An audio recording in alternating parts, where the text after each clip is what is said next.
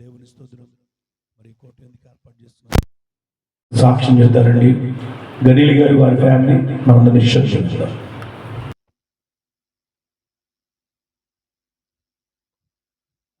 అమ్మగారికి, చెన్నయ్య గారికి, చిన్నమ్మగారి అందరికీ మేము వందనాలండి.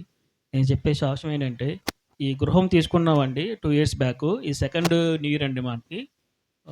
ఈ గృహం కూడా తీసుకున్న దగ్గర నుంచి ఈఎంఐలన్నీ ఆటోమేటిక్గా వెళ్తున్నాయండి. అది కేవలం అయ్యగారు అమ్మగారు ప్రార్థన వల్లేనండి. ఈ రెండో సంవత్సరం అండి న్యూ ఇయర్ మనకు కూటమి పెట్టుకోవడం. మేము అంతకుముందే పెట్టేవాళ్ళం కాదండి కూటమి అసలు. మా లాస్ట్ ఇయర్ స్టార్ట్ చేసామండి. Every month compulsory, every year compulsory పెట్టుకోవాలి. జనవరి ఫిక్స్ అయ్యామండి. ఇది రెండో కూటమి కాబట్టి లాస్ట్ ఇయర్ కూడా 2024 కూటమి పెట్టుకున్నామండి సేమ్ డేట్కి. ఆ సంవత్సరం మొత్తం యేసయ్య మమ్మల్ని ఎంతో కాచి కాపాడారండి. అదే సంవత్సరంలో కూడా చాలా ఇబ్బందులు వచ్చినాయండి. ఫ్లడ్స్ వచ్చినాయి, అందరికీ తెలుసు కదండి. ఆ ఫ్లడ్స్ టైంలోనూ ఇక్కడే ఉన్నామండి. నెక్స్ట్ రోజు సంబత్వారం సండే అనుకుంటా, సండే అండి, సాటర్డే అండి. నెక్స్ట్ ఇంకా ప్రిపేర్ అయిపోయామండి. సంబత్వారం వెళ్ళిపోవాలి, చర్చికి వెళ్ళిపోదాం మొత్తం ప్రిపేర్ అయ్యామండి. ఆ నెక్స్ట్ రోజే ఫ్లడ్స్ వచ్చేసినాయండి. అసలు అనుకోలేదండి ఆ వాటర్ అంతా వస్తాయని. ఇక్కడ ఎక్స్పెక్ట్ ఎవరు చేయలేదండి. అసలు ఇంట్లో 5 days ఇక్కడే ఉన్నామండి. ఇంట్లో సామాన్లన్నీ, సరుకులు అవన్నీ తక్కువగా ఉన్నా అంతకు ముందు రోజే రైస్ బ్యాగ్ తెచ్చానండి. రైస్ అయిపోయినాయి. శనివారమే తీసుకొచ్చాను. ఆదివారం చర్చికి వెళ్ళిపోతాం అనుకొని శనివారం తీసుకొచ్చానండి. దేవుడు ఎలా ప్రహరించారో తెలియదండి. ఆదివారం కల్లా ఫ్లడ్స్ వచ్చినాయి. ఇంట్లో వస్తువులన్నీ సమస్తం ఉన్నాయండి. ఇబ్బంది లేకుందండి. ట్యాంక్లో వాటర్ ఉన్నాయండి. ఇంట్లో కొంతవరకు వాటర్ ఉన్నాయి. మన వరకే సేఫే అండి. ఒకరోజు వెళ్ళిపోదాం అనుకుంటుంటే వాటర్ తగ్గట్లేదండి. చిన్న చిన్న పిల్లలు తీసుకెళ్ళడానికి ఇబ్బంది అయిపోతుందని చెప్పి చాలా ఉండిపోయామండి ఇక్కడే. ఫోన్లు సిగ్నల్ తక్కువే ఉన్నాయి, ఛార్జింగ్ తక్కువే ఉంది. అలాగే 5 days ఇక్కడే ఉన్నామండి. దేవుడు ఎంతో కాచి కాపాడారండి. అదే కాకండి మన పక్కనండి, ఈ పక్కన 2 ఇండివిజువల్ హౌస్లు ఉన్నాయండి. వాళ్ళకి వాటర్ వచ్చేసాయండి. వాళ్ళు పైకి వచ్చి పాపం బిస్కెట్లు ఇవన్నీ తింటున్నారండి ఏం లేక.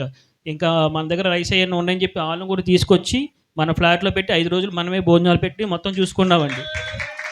దేవుడు అలాగా సహాయం చేశారండి వాళ్ళకు కూడా మన ద్వారా. వాళ్ళు ఇప్పటికీ మనకు ఫ్లాట్కి వచ్చి మనం చేసిన సహాయం ఇప్పటికి వచ్చి వెళ్తూ ఉంటారండి. ఏదో ఒకటి తీసుకొచ్చి ఇస్తూ ఉంటారండి. అంతకుముందు వాళ్ళకి అసలు పరిచయం లేదండి వాళ్ళకి మాకు. అలా దేవుడు అలా వాళ్ళని కూడా మన ద్వారా, మన క్రీస్తు సైన్యం సహసైన్యం ద్వారా, అయ్యగారు అమ్మగారు ప్రార్థన వల్ల మన ద్వారా ఇంకా 3 ఫ్యామిలీలు అండి. కింద వాచ్మెన్ ఉంటారు, తనకు కూడా మనమే చూసుకున్నామండి. అంటే మన దగ్గర ఉన్నాయి కాబట్టి అండి, రైస్ కానీ వాటర్ అయిపోయినాయి అండి. మధ్యలో పాపం మా తల్లి తీసుకొస్తూ ఉండేవాడండి. అలా 5 days అండి ఇక్కడే ఉండిపోయామండి. 5 daysకి మాకు ఏ ఇబ్బందులు లేదండి. కరెంటు కూడా ఛార్జింగ్ లైట్లు అండి, కరెంట్లు అన్నీ ఇంట్లో అన్నీ ఫ్లాట్ తీసుకున్నప్పుడు మొత్తం కొని పెట్టేసామండి. కరెంటు ఈవినింగ్ మనకి ఛార్జింగ్ లైట్ పనిచేస్తే 5 days పనిచేసినాయండి. అసలు ఇబ్బందే లేదండి. అంత గొప్పగా దేవుడు దీవిచ్చాడండి ఈ గృహాన్ని. అది కేవలం అయ్యగారు అమ్మగారు ప్రార్థన వల్లేనండి. నైట్ పూట కూడా ఇంకా ఫ్యాన్లు ఎలా, కరెంటు లేదు కదండి, చల్లగానే ఉంది. అసలు ఎంత ఇబ్బంది ఏం పర్లేదండి. కాకపోతే ఇంట్లో అమ్మ నాన్న మా బ్రదర్స్ అందరూ టెన్షన్ పడుతున్నారు, ఎలా ఉన్నారు అందరికీ. సిచ్యువేషన్ చాలామంది సిచ్యువేషన్ చాలా బాగాలేదండి ఆ టైంలో.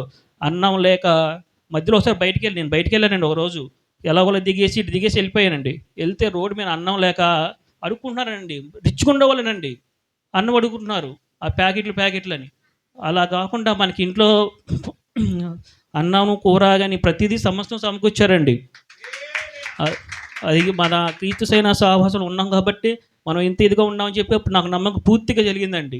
అయ్యగారు అమ్మగారు అప్పటికి ప్రార్థన చేస్తూనే ఉంటారండి. అందరి గురించి ఎంక్వైరీ చేస్తున్నారండి, ఎలా ఉన్నారని. అలా గొప్పగా దీవించారండి లాస్ట్ ఇయర్. అదే లాస్ట్ ఇయర్ కూడా నాకు కొత్త బైక్ ఇచ్చారండి యేసువారు. 2 బైకులు వాటర్ కొద్దిగా తడిసినాయండి, పెద్దగా ఇబ్బంది ఏం పెట్టలేదు. దానికి ఇన్సూరెన్స్ అమౌంట్ కూడా రెండింటికి ఇచ్చేసారండి. చాలామందికి ఇన్సూరెన్స్ అమౌంట్ రాలేదండి. దేవుడు అవి కూడా నాకు కలగజేశారండి. ఈ లాస్ట్ ఇయర్ మొత్తం ఎంతో కాచి కాపారండి.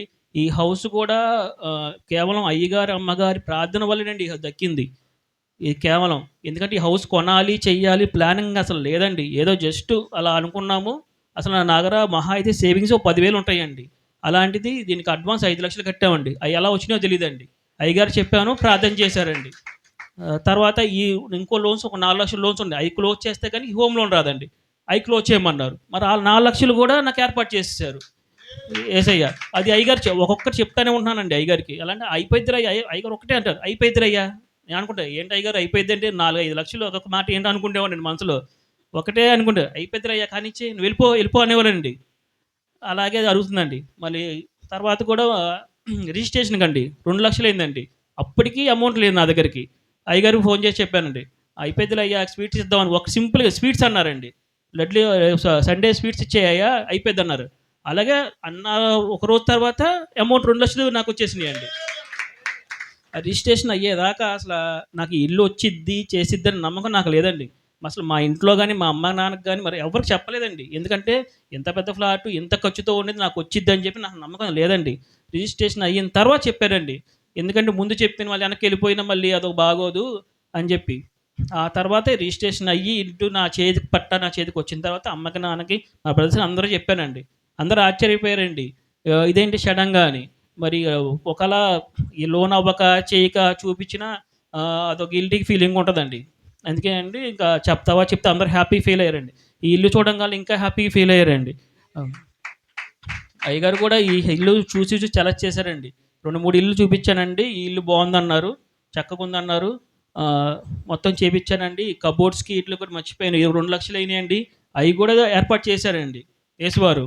ఈ కబోర్డ్స్ చేయడానికి కూడా డబ్బులు లేవండి. మరి ఎంప్టీగా ఉండిద్ది అని చెప్పి అప్పుడు అయ్యగారికి చెప్పానండి. కానిచ్చేయి ఇదే అయ్యగారు అంటారు. ఇదే అంటారండి. కానిచ్చేయి అంటారు. అయ్యగారు ఓన్లీ మాట ద్వారా ప్రతీది నడిచిపోతదండి. మాకన్నా అయ్యగారే ఎక్కువ ప్రతి ఒక్క మనిషికి చర్చ్‌లో ప్రతి ఒక్క పర్సన్ గుర్తుపెట్టుకొని పేరు పేరున ప్రార్థన చేయడం ఇది మామూలు విషయం కాదండి. అంతమందిని గుర్తుపెట్టుకొని ప్రార్థన చేయాలంటే అసలు మామూలు విషయం కాదు. ప్రతి ఒక్కళ్ళ గురించి ప్రార్థన చేస్తారండి. ఈ ఫ్లాట్‌కి అసలు నాకన్నా అయ్యగారే ఎక్కువ. ఇప్పటికి నేను తక్కువే ప్రార్థన చేస్తానండి. అయ్యగారు, అమ్మగారే కేవలం మా గురించి గాని, సంఘంలో ప్రతి ఒక్కళ్ళ గురించి గాని ప్రార్థన చేస్తారండి. అంత గొప్ప మనసున్న మనిషి అయ్యగారు, అమ్మగారండి. మన కోసమే ముందుగా ఆలోచిస్తారండి. అసలు ఆళ్ళ ముందు వాళ్ళ కుటుంబం గురించి ఆలోచించరండి. ముందు సంఘం గురించి ఆలోచిస్తారండి. ప్రతి ఒక్కళ్ళు అదే చెప్తారండి. ఆ విషయం అందరికీ తెలుసండి. ముందు సంఘం, తర్వాత కుటుంబం అన్నట్టే ఎళ్ళిపోతారండి అయ్యగారు, అమ్మగారు.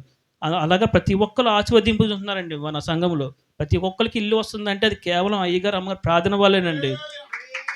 అయితే అంతకి లోన్స్ గాని ఎంత ఇచ్చి హోమ్ లోన్ అనేది చాలా పెద్ద విషయం అండి. చిన్న విషయం కాదండి. ఏదో బైకో, పర్సనల్ లోన్ ఈజీగా వస్తాయి గానీ, హోమ్ లోన్ రావాలంటే లీగలు, టెక్నికలు చాలా ఉంటదండి. నేను బ్యాంకింగ్‌లో కూడా నాకు తెలుసు కాబట్టండి చాలా పెద్దది. అలాంటిది అయ్యగారు, అమ్మగారు చిన్న ప్రార్థన ద్వారా దాన్ని ప్రతీది గట్టెక్కిచ్చేస్తున్నారండి అందరికీ. నాతో పాటే అండి. ఇంక ఈ ఇయర్ గూడా హ్మ్. 2025 గూడా మాకు ఏ ఇబ్బంది కలక్కోకుండా దేవుడు మాతో కాపుగా ఉంటారని అయ్యగారు, అమ్మగారు ప్రార్థన చేస్తారని ఈ ఫ్లాట్ మీద 50,00,000 అప్పుందండి మొత్తం మీద. మామూలుగా అయితే 35,00,000 ఇంకా అదర్ లోన్స్ ఇయన్నీ కలిపి నాకు 50,00,000 దాకా ఉందండి. రొటేషన్ చేస్తున్నారండి. ఇంక అయ్యగారు ఎలాగా ప్రార్థన చేస్తున్నారు కాబట్టి రొటేషన్ అవుతుంది. అప్పు కూడా తొందరగా తీరిపోవాలని చెప్పి ఆహ్, అందరూ ప్రార్థన చేయండి. ఇది నా చిన్న సాక్ష్యం. ఆమేన్. దేవుని నామకు స్తోత్రాలండి. కూడి వచ్చిన ఆత్మీయ తల్లిదండ్రులకు మీ అందరికి కూడా నా వందనాలండి.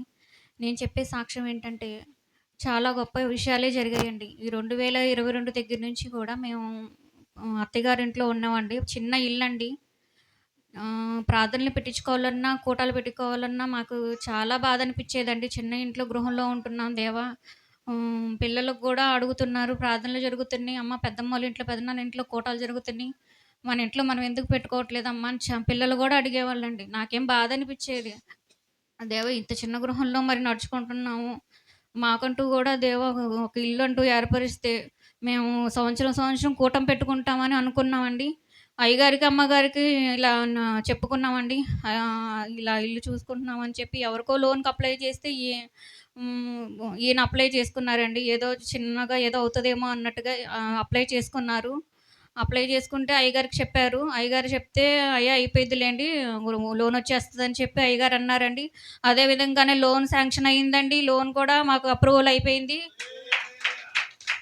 అలాగే ఈ రిజిస్ట్రేషన్ విషయంలో తోడుగా ఉన్నారు. ఇలాగ ఇలా మళ్ళీ ఇంకా ఈ చిన్న చిన్న కప్‌బోర్డ్ విషయంలోనే కానీ, అన్నిటి విషయంలో కూడా అయ్యగారికి ముందుండి ప్రతి ఒక్కటండి, ఇది చిన్నది అని కాకుండా ప్రతి ఒక్కటి అయ్యగారి ముందు చెప్పుకున్నామండి. అయ్యగారే ముందు నడిపించి జరిగిపోయిద్దిలే మీరేం టెన్షన్ పడకండి అని అనేవాళ్ళమండి. మా కుటుంబస్తులకు కూడా ఎవ్వరికి మేము ఇంతవరకు చెప్పుకోలేదండి. రిజిస్ట్రేషన్ అయ్యేంత వరకు కూడా ఇలా ఇల్లు కొనుక్కుంటున్నాము అని చెప్పి మేమెవ్వరికీ గూడా చెప్పుకోలేదండి. కానీ అయ్యగారికి మాత్రం ప్రతి ఒక్క చిన్న విషయం కూడా మేము అయ్యగారికి చెప్పుకునేవాళ్ళమండి.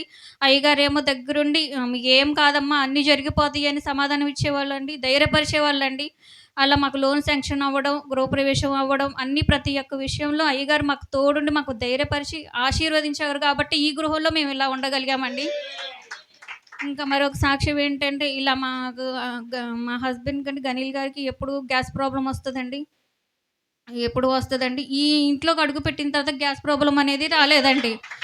ఎప్పుడు ఏదో ఒక అనారోగ్యం పాలవుతారు.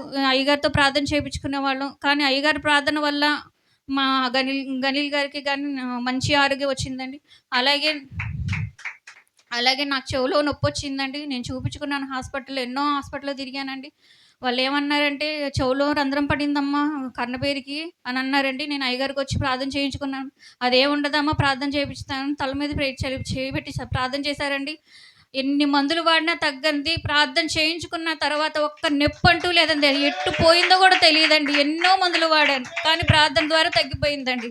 ఆ చెవి నొప్పి అనేది ఎంత బాధ అనిపిచ్చేదో అసలు ఎవరు చెప్పినా, ఏది చెప్పినా అసలు ఆ కోపం వచ్చేసేదండి. ఎంత బాధతో. ఎవరిని ఏమనలేను. కానీ బాధ, కోపం. కానీ అసలు అయ్యగారి ప్రార్థన వల్ల అది ఎటు పోయిందో కూడా నాకసలు ఇప్పటికీ అర్థం కావట్లేదండి.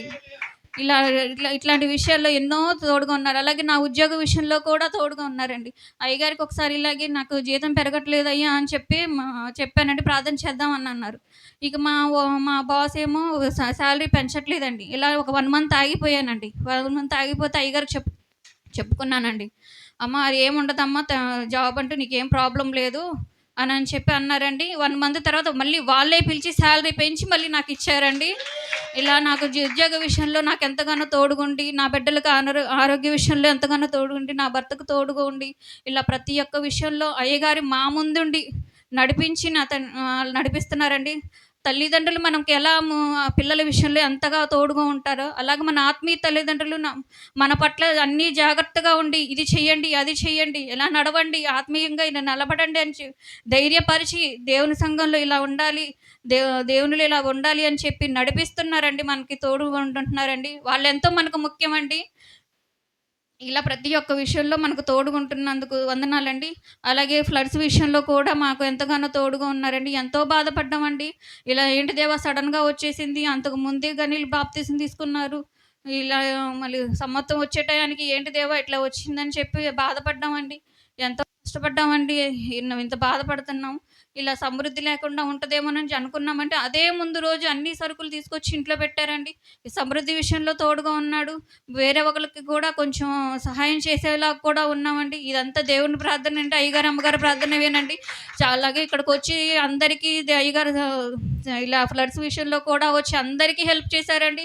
ఆ హెల్ప్ విషయంలో తీసుకున్న మేము కూడా ఉన్నామండి. మాకిచ్చిన సరుకులు మేము నలుగురికి కూడా మేము ఇచ్చేలాగా మాకు ఇచ్చారండి. ఇదంతా అయ్యగారు, అమ్మగారు ప్రజల ప్రార్థన, అమ్మగారి ప్రార్థన ఏంటంటే కుటుంబస్తులు మా పట్ల ఎంతగానో తోడుగా ఉండి, మా పట్ల మాకు తోడుగా ఉండి, మమ్మల్ని ప్రేమించి, మమ్మల్ని ఆదరించిన ఈ సంఘానికి ముఖ్యంగా అయ్యగారికి, అమ్మగారికి నాకెంతో వందనాలని చెల్లించుకుంటున్నానండి. ఇది నా చిన్న సాక్ష్యం అండి. దేవునికి స్తోత్రం. ప్రార్థించేద్దాం. మహాగణుడివి, కృపామేడు, ప్రేమగలేవా, నీ పాదాలకి వేలాది కోట్లాది స్తుతులు స్తోత్రం.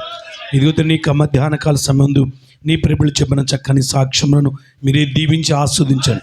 రాబోయే కాలం ఇంకొన ఘనపరిచి బలపరి సహాయం తెచ్చి ప్రతి కోటి గనీల్ గారిని వారి ఫ్యామిలీని దీవించి ఆస్వాదించమని మన ప్రభువును రక్షకుడిని యేసుక్రీస్తు వారి అతి పరిశుద్ధ నామమున అడిగి వేడుకుంటున్నాం తండ్రి. ఆమేన్. కూర్చుందండి. దేవుని స్తోత్రం. ఇప్పుడు మన మధ్యనమ్మ గారు చిన్న వర్తమానం అందిస్తారు. 10 నిమిషాల సమయం మనందరికీ కూడా నిశ్శబ్దంగా ఉందామండి.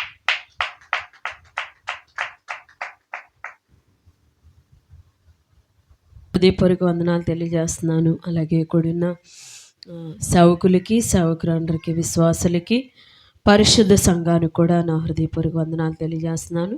బైబిల్ గ్రంథంలో చిన్న మాటలు మనం చదువుకున్నాము. రోమీలు రాసిన పత్రిక బైబిల్ ఉన్నారు చూడండి, రోమిలికి రాసిన పత్రిక 1వ అధ్యాయము 8వ వచనం నేను చదువుతాను. బైబిల్ ఉన్నారు చూడండి, రోమిలికి రాసిన పత్రిక 1వ అధ్యాయము 8వ వచనం నుంచి.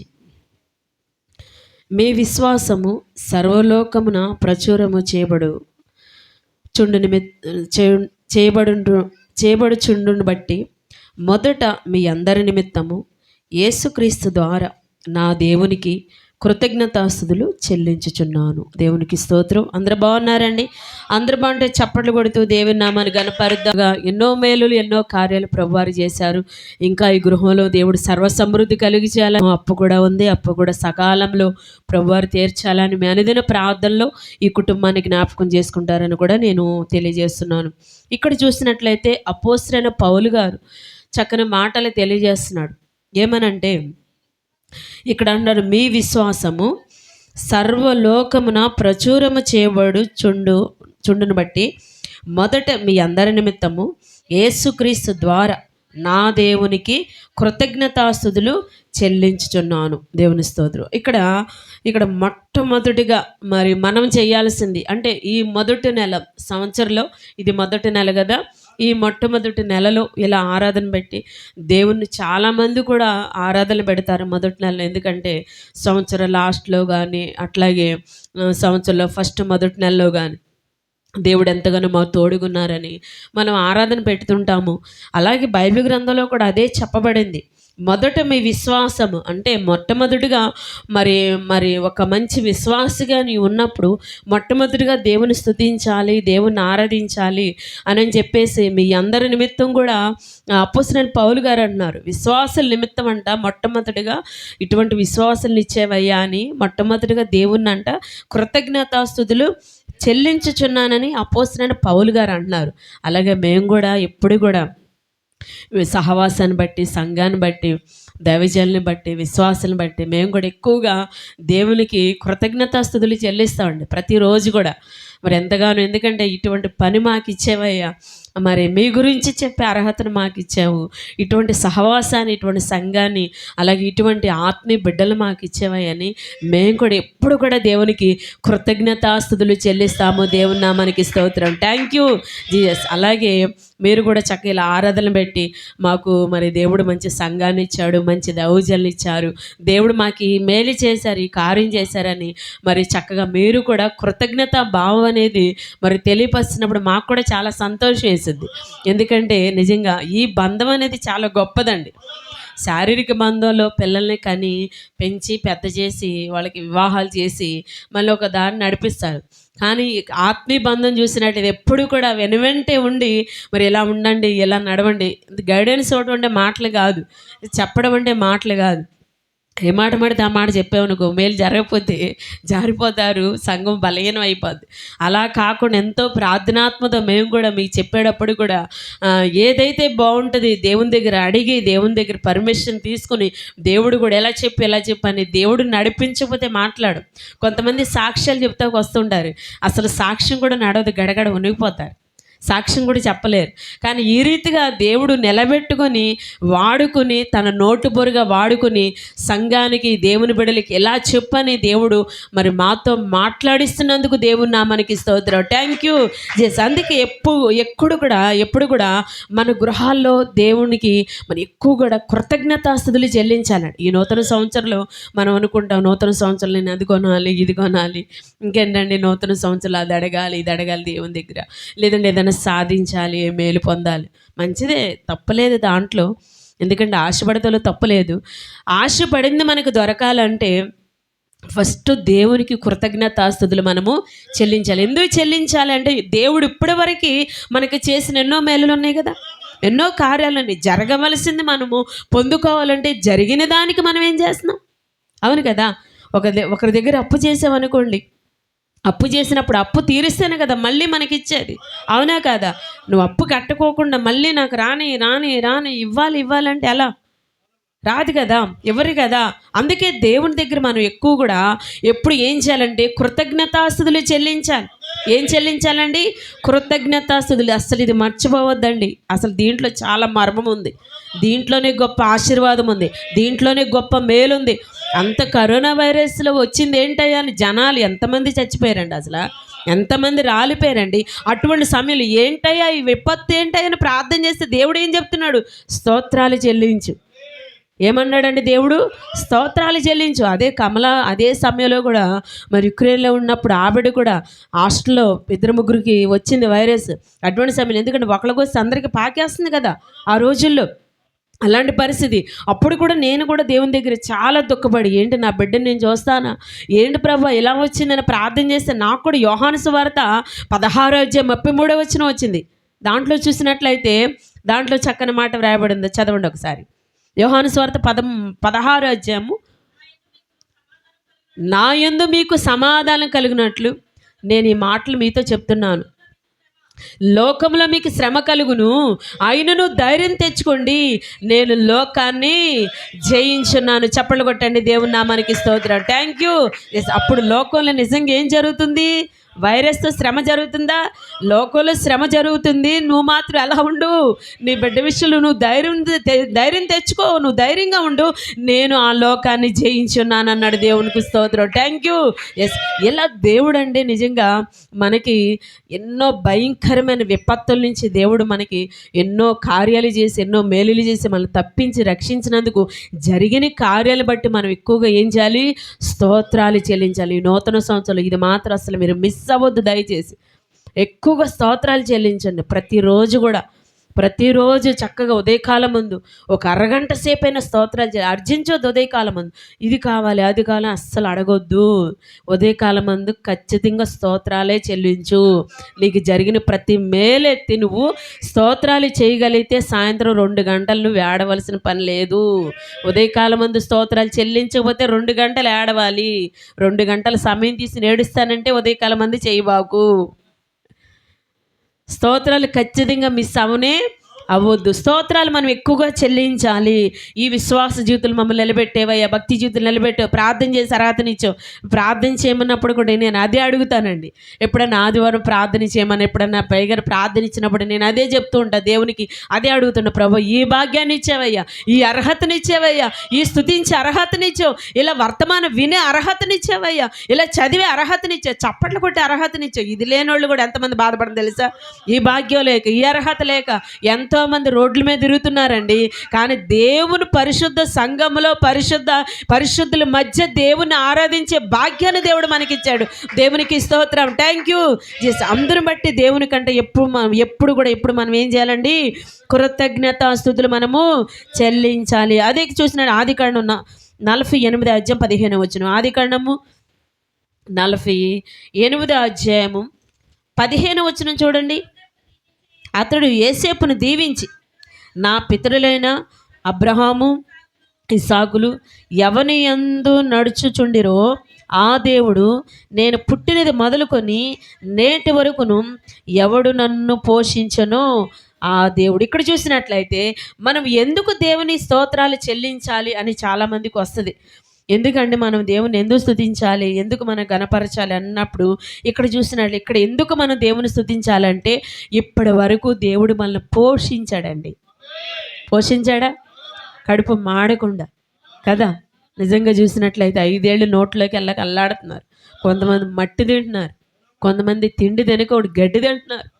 ఎలా ఉందో మంచినీళ్ళు దాకా బతుకుతున్నారు. చాలని అన్నం, చాలని బట్టలు, చాలని మంచాల మీద, చాలని చెప్పులు, చాలని జీతాలు, చాలని బ్రతుకులు ఎలా అల్లాడుతున్నారో తెలుసా లోకంలో. కానీ దేవుని మనం ఎందుకు స్తుతించాలంటే ఈనాటి వరకు దేవుడు మన కడుపు మాడకుండా మనల్ని పోషిస్తున్నాడండి. దేవుని నామానికి స్తోత్రం. Thank you. కరువు అనేదే తెలియకుండా నిజంగా చూసినట్లయితే గత సంవత్సరాల్లోనే దేవుడు బయలుపరిచాడు కరువు వస్తుంది జాగ్రత్త అని. అలాగే చూసినట్లయితే ఇందాక కుమారుడు చెప్పాడు కదా, నాకు ఇప్పుడు గుర్తొచ్చింది. 2023లో కనబడింది కరువు వస్తుందని కనబడింది. డిసెంబర్ నెల అనుకుండా నవంబర్ నెలలో కనిపించింది. అలాగే 2024 వచ్చేసరికి ఆ కుమారుడు చెప్పిన సాక్ష్యం, అదేంటి వరదలు వచ్చినప్పుడు ఎంతమంది ఆహారానికి అల్లాడారండి. అసలు నిజంగా ఆ సిచ్యువేషన్ ఆ రోజుల్లో చూసినప్పుడు చాలా బాధ అనిపించింది. దేవుడు ముందుగానే బయలుపరిచాడు కరువు వస్తుందని. అలాగే కానీ దేవుడు బయలుపరిచాడు ముందుగా అంటే మనం ప్రార్థన చేస్తాము, దాన్ని తప్పించడానికి. అలాగే మనం ప్రార్థన చేసాము. మన బిడ్డలు కూడా అటువంటి పరిస్థితులు ఎదుర్కొన్నారు, కానీ అటువంటి వరదల పరిస్థితి ఎదుర్కొన్నారు, కానీ కరువుని మాత్రము జయించగలిగారు. దేవుని నామానికి స్తోత్రం. Thank you. ఎస్, కడుపు మాడుకోకుండా నిజంగా చక్కగా ఆహారం ఇచ్చి దేవుడు పోషించాడే లేదా? అందుకే అన్నాడు, ఎందుకు దేవుని స్తుతించాలండి, ఎందుకు దేవుని ఆరాధించాలండి, ఎందుకు దేవుని గణపరచాలండి, ఎందుకు విశ్వాసంగా ఉండాలండి, ఎందుకు భక్తి చేయాలండి, ఎందుకు ప్రార్థన చేయాలండి, ఎందుకు ఇలా ఆరాధన పెట్టాలండి, ఇంత ఖర్చు పెట్టి ఎందుకు పెట్టాలంటే ఈనాటి వరకు కడుపు మాడకుండా పోషించాడండి. ఈనాటి వరకు మనకి ఆకలి తెలియకుండా పోషిస్తున్నాడండి. అందుకు దేవుని మనం స్తుతించాలి. దేవునికి స్తోత్రం. Thank you Jesus. అదే సంఖ్యాకాండంలోకి రండి. సంఖ్యాకాండం 14వ అధ్యాయం చూడండి.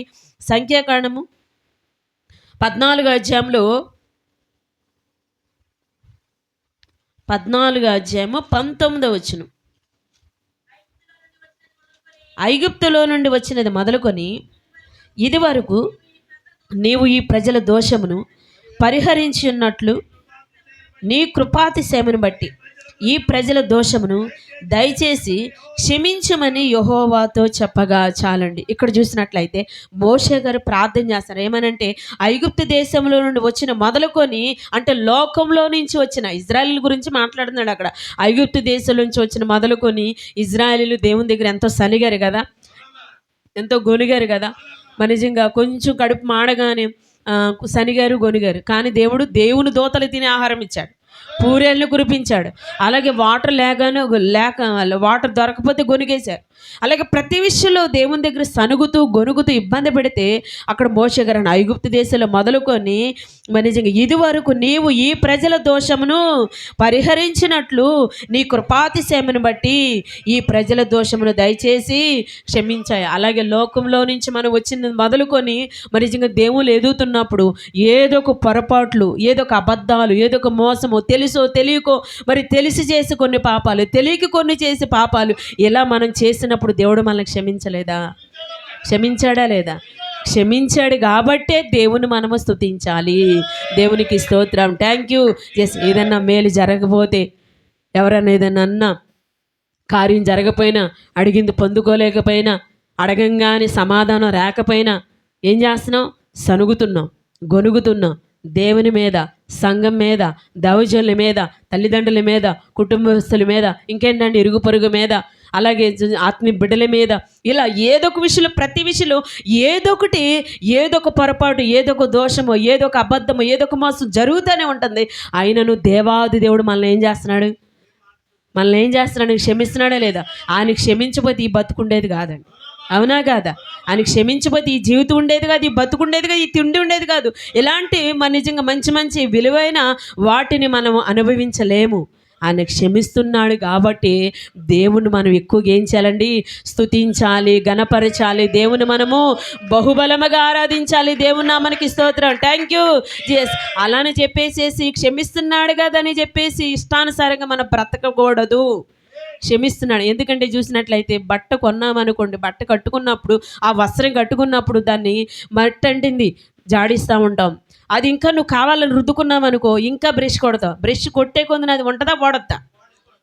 ఏమవుతుంది? పాడైపోద్ది. అందుకే క్షమిస్తున్నాడు కదని మనకు నచ్చినట్టుగా నడవకూడదు, మనకు నచ్చినట్టుగా మాట్లాడకూడదు, మనకు నచ్చినట్టుగా దూషించకూడదు, ఎక్కిరించకూడదు, నిందించకూడదు, నచ్చినట్టుగా ఇష్టానుసారమైన అపరిశుద్ధతలోకి మనం వెళ్ళకూడదు. మన దేవుడు క్షమించే దేవుడు అని చెప్పేసి అంత గొప్ప మనసున్న దేవుని దగ్గర మనం కూడా అలాగే ప్రవర్తించాలి, మనం కూడా అలాగే జీవించాలి. ఎందుకంటే మనం దేవుని దగ్గర ఎన్నో బహుమానాలు పొందాలి అనుకుంటున్నాం కదా. అనుకోపోతే నీ ఇష్టం. అనుకుంటున్నా కాబట్టి, బాగా బతకాలి అనుకుంటున్నా కాబట్టి ఆ క్షమించే దేవుని దగ్గర మనము కూడా యథార్థత కలిగి మనము జీవించాలి. దేవుని నామానికి స్తోత్రం. Thank you. ఎస్, ఈ నూతన సంవత్సరంలో, గత సంవత్సరంలో నువ్వే పొరపాటు చేసావు, ఏ దోషణ మాటలు మాట్లాడావు, ఈ సంవత్సరంలో దేవుడు నిన్ను క్షమించి నూతన సంవత్సరం ఇచ్చాడు, క్షమించి నూతన సంవత్సరం నడిపించాడు. అందుకు దేవుని సంవత్సరం అంతా దేవుని స్తోత్రాలు చెల్లించు. దేవునికి స్తోత్రం.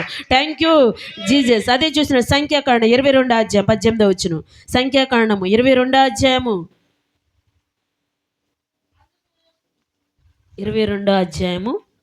18 చదవండి. అందుకు బిలాము బాలాకు తన ఈటెను వెండి బంగారం నాకు ఇచ్చినను కొద్ది పనినైనను గొప్ప పనినైనను చేయనట్టు నేను నా దేవుడైన యెహోవా నోటి మాట మేరలేదు. క్షమించండి 2 దినవృత్తాంతాలు, అది కాదండి, 2 దినవృత్తాంతాలు 32, 2 దినవృత్తాంతాల గ్రంథము 32వ అధ్యాయము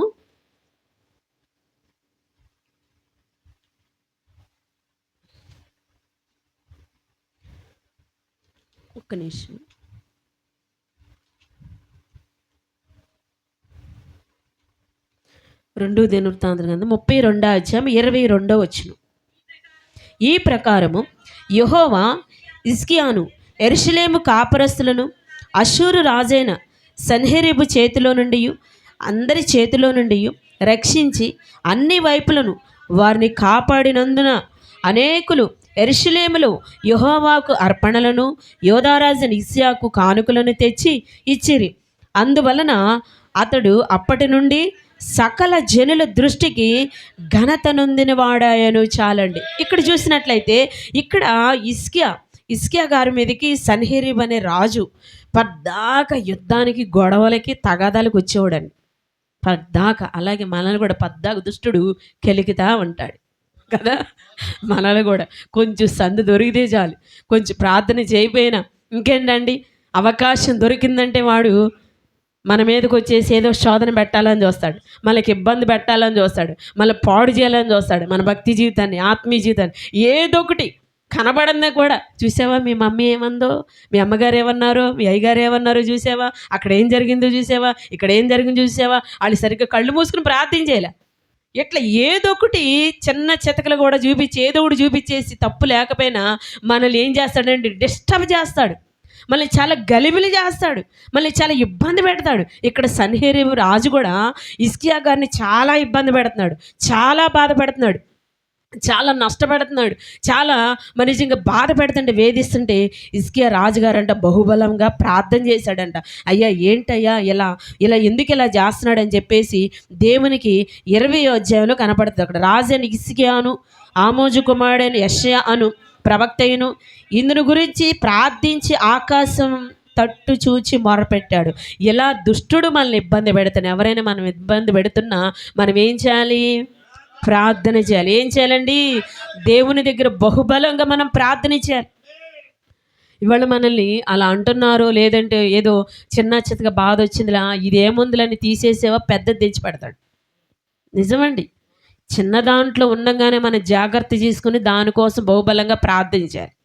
అలాగే ఎవరినైనా మనల్ని బహుబలంగా దూషిస్తున్నాడు, చాలా నిందిస్తున్నారు, అవమానపరుస్తున్నారు అనుకో, ఏముందిలే పోనీలను వదిలేయకూడదు. ఎందుకు ఇలా అంటున్నారు ప్రభా మమ్మల్ని అని మనం ప్రార్థన చేయాలి.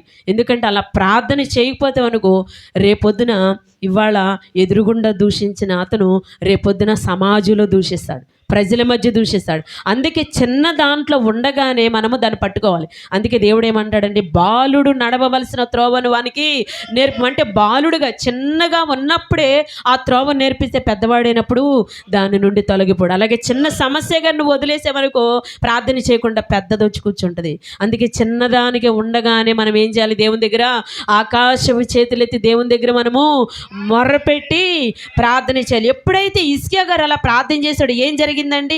ఏం జరిగింది? ఇప్పుడు మనం చదువుకున్న వాక్యంలో ఈ ప్రకారం యెహోవా హిజ్కియాను యెరూషలేము కాపురస్తులను అష్షూరు రాజుని సన్హెరీబు చేతిలో నుండి అందరి చేతిలో నుండి రక్షించి అన్ని వైపులను వారిని కాపాడే. నమ్మిన వారు చప్పట్లు కొట్టండి. దేవుని నామానికి స్తోత్రం. Thank you. ఎస్, మనం బహుబలముగా ప్రార్థన చేయగలిగితే దేవుడు మనల్ని ఏం చేస్తాడండి?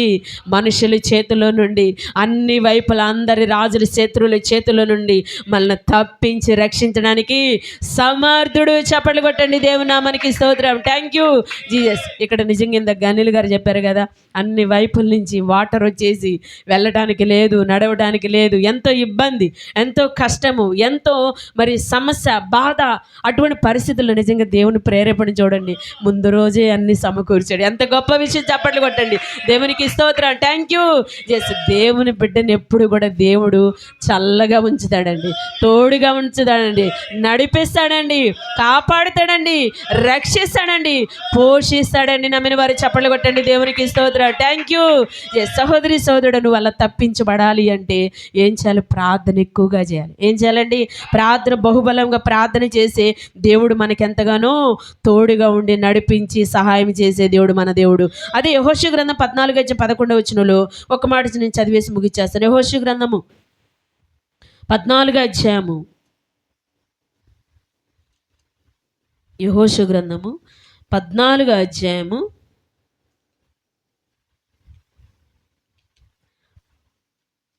11 మోషే నన్ను పంపిన నాడు నాకెంత బలమో నేటి వరకు నాకంత బలము, యుద్ధము చేయుటకు గాని వచ్చుచున్న పోవుచున్నట్టుటకు గాని నా నాకెప్పటినట్లు బలమున్నది, నాకెప్పటి వలె బలమున్నది. అంటే ఇక్కడ ఈ మాట ఎవరు చెప్తున్నారంటే యెహోషువ గారు అంటున్నారు. ఏమనంటే యెహోషువ గారు మోషే గారు అభిషేకించి ప్రార్థన చేసి యెహోషువ గారిని మరి ప్రజలను నడిపించడానికి నాయకుడిగా చేశారు. చేసినప్పుడు యెహోషువ గారు అన్నారు, మోషే అభిషేకించిన రోజు నాకు ఏ బలం ఉందో ఈనాటి వరకు, అంటే యోర్దాను నది నేను దాటే వరకు కూడా నేను అదే బలము, అదే ఆత్మ, అదే శక్తి, అదే విశ్వాసము నాకు దేవాది దేవుడు ఇచ్చాడు. దేవుని నామానికి స్తోత్రం. Thank you. ఎస్, మనం ఎందుకు దేవుని స్తుతించాలి అంటే శత్రువుల చేతుల నుంచి మనం విడిపించినందుకు దేవుని స్తుతించాలి. మనం ఎందుకు స్తుతించాలంటే ఈనాటి వరకు దేవుడు మనల్ని శక్తిగా బలముగా ఉంచినందుకు దేవుని స్తుతించాలి. బలహీనలు ఎంతమంది లేరండి? ఎంతమంది ఉన్నారండి బలహీనలు? ఎంతోమంది లోకంలో ఉన్నారు. పని చేయడానికి బలం ఉండదు, కూటం పెట్టుకోవడానికి బలం ఉండదు, ప్రార్థించడానికి బలం ఉండదు, ఉపవాసాలు చేయడానికి బలం ఉండదు, దేవుని గుప్పులు ఇవ్వడానికి బలం ఉండదు. కానీ చూడటానికి బలవంతులే, కానీ చూడడానికే బలవంతులు, చేయడానికి బలవంతులు కాని వారు ఎంతోమంది ఉన్నారు లోకంలో. అవునా కాదా? చూడడానికి చూస్తే బలవంతులే, చేయటానికి చూస్తే బలం లేదు, శక్తి లేదు అన్నట్టుగా ఉంటున్నారు. కానీ దేవుడు ఈనాటి వరకు గృహారాధన పెట్టే బలం ఇచ్చాడు, ప్రార్థించే బలం ఇచ్చాడు, స్తుతించే బలం ఇచ్చాడు, ఉపవాసాలు చేసే బలం ఇచ్చాడు, దుష్టుని జయించే బలం ఇచ్చాడు, ఏ సమస్య వచ్చినా సమస్యల నుంచి బయట పడగలిగే బలం ఇచ్చాడు దేవుడు. అందుకు దేవుని మనం స్తుతించాలి. దేవునికి స్తోత్రం. Thank you. ఏదన్నా సమస్య వస్తే లోకంలో సమస్యలో నుంచి బయటపడక దానిలోనే గెలగెల తన్నుకునే వాళ్ళు ఎంతమంది ఉన్నారు లోకంలో? ఎంతోమంది ఉన్నారు. కానీ మనకి ఏదైనా సమస్య వచ్చిందనుకో దేవుని దగ్గర ప్రార్థన చేస్తే చిటికలో దేవుడు తీసేస్తున్నాడా లేదా? చిటికలో దేవుడు బలం ఇస్తున్నాడా లేదా? చిటికలో దేవుడు నడిపిస్తున్నాడా లేదా? ఇది ఎంత గొప్ప భాగ్యం అండి, ఇది ఎంత గొప్ప ధన్యత అండి. దేవుని నామానికి స్తోత్రం. Thank you Jesus. ఇక్కడ మన మధ్య ఒక సహోదరి ఆగ్నేస్ గారు ఉన్నారు, పేరు కూడా చెప్తున్నా. నిజంగా ఆ కుమార్తె ఎంతో బలహీనరాలు, శారీరకంగా ఎంతో బలహీనరాలు, ఆర్థికంగా చూస్తే కూడా ఎప్పుడు కూడా నాకేమీ లేదు అంటుంటుంది. అలాంటి సహోదరిని దేవుడు దేవుని మాట వినడం ద్వారా, దేవునిలో విశ్వాసంగా ఉండడం ద్వారా మనం ఎప్పుడైతే ఏదైనా సాధించాలనుకుంటామో ఆ సాధించడానికి నువ్వేదో చేయవసరం లేదు, కానీ సాధించడానికి దేవుని మాటని చాలు. సాధించడానికి స్తోత్రాలు చెల్లించు, సాధించడానికి బలంగా విశ్వాసంగా ఉండు, సాధించడానికి దేవుని మాట విను. ఎప్పుడైతే ఆ కుమార్తె దేవుని మాట వినుందో కుమార్తెను ఎక్కడ చదివిస్తున్నారు? ఇతర దేశాల్లో చదివిస్తున్నారండి. దేవుని నామానికి స్తోత్రం. Thank you. ఎస్, ఇది దేవుడిచ్చే బలము కాదా? దేవుడిచ్చే ఆశీర్వాదం కాదా? దేవుడిచ్చే దీవెని కాదా? ఇటువంటి బలం లేని వాళ్ళు లోకంలో ఉన్నారు. కానీ దేవుడు మనకి బలం ఇచ్చి దేవుడు మనల్ని నడిపిస్తున్నాడు. అందుకు దేవుని మనము స్తుతించాలి, ఆరాధించాలి, దేవుని మనము గణపరచాలి. ఇలా చెప్పుకుంటే సహోదరుడా, దేవుడు చాలా చాలా విషయాల్లో మనకి దేవుడు బలం ఇచ్చాడు కదా. ద్వితీయోపదేశకాండం 4:4 వ్రాయబడి ఉంటుంది, ఈనాటి వరకు దేవుడు మనల్ని సజీవులుగా ఉంచాడు. ఈనాటి వరకు దేవుడు మనల్ని ఎలా ఉంచాడండి? సజీవులుగా ఉంచాడు.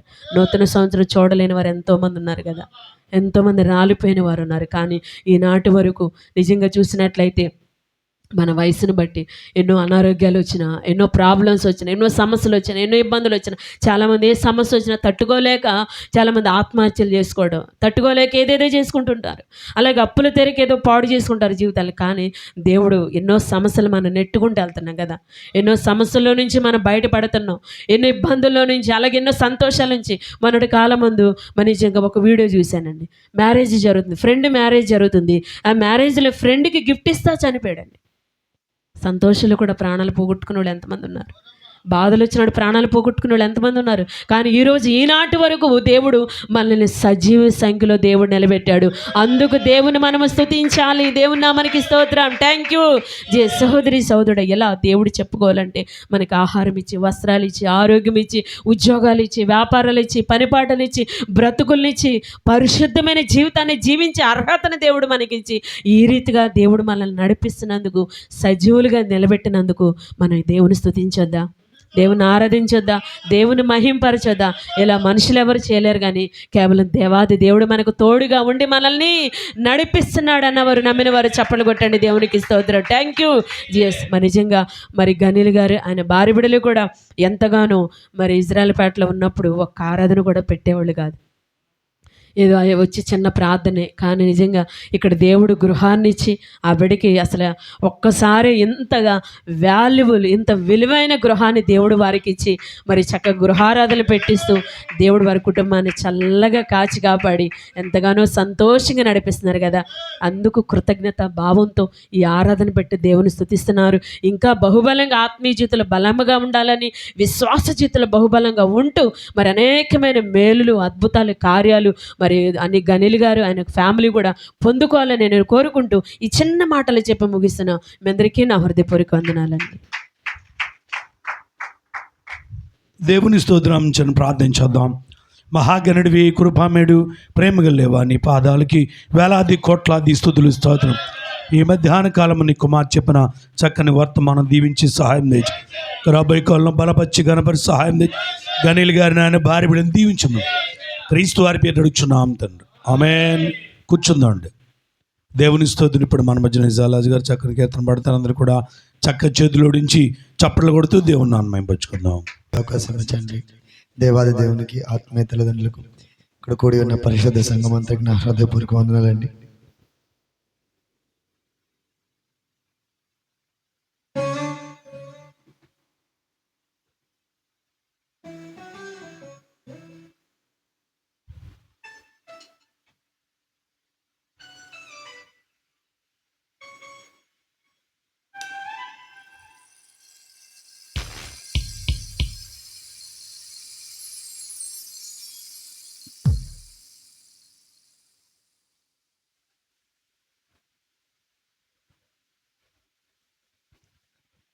దేవునికి స్తోత్రం. నే యేసుని వెంబడింతురని నేను కీర్తి పాడుకుందాం.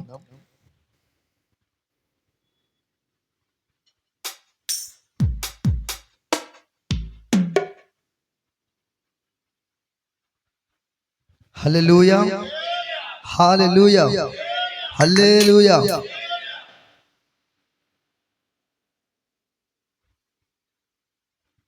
నే యేసుని వెంబడింతునని నేడేగా నిశ్చయించితిని. నెవెను తిరుగన్ నెవెను కాడన్, నేడేసుడు పిల్చిన సుదినం.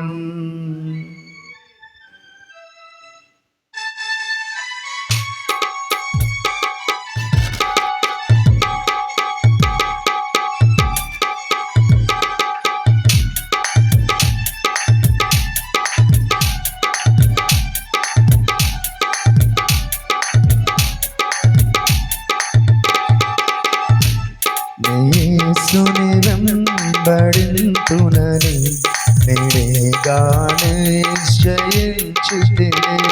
నెవెను తిరుగన్ నెవెను కాడన్, నేడేసుడు పిలిచిన సుదినం.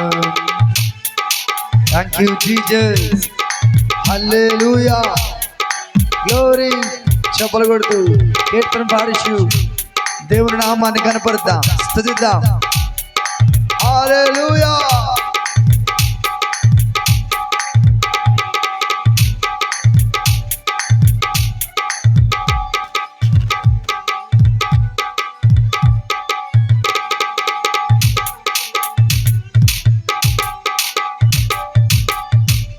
నా ముందు సిలువ, నా వెనుక సిలువ, నా వెనుకలో కషల్లదే దారి, నా మనసులో ప్రభు, నా మనసులో ప్రభు, నా చుట్టూ విరోధులు నా వారెవరు? నా ముందు సిలువ, నా ముందు సిలువ, నా వెనుకలో కషల్లదే దారి. నా మనసులో ప్రభు, నా మనసులో ప్రభు, నా చుట్టూ విరోధుల వారెవరు? నా యేసుని మించిన మిత్రులు నాకిలలో కనిపించరని.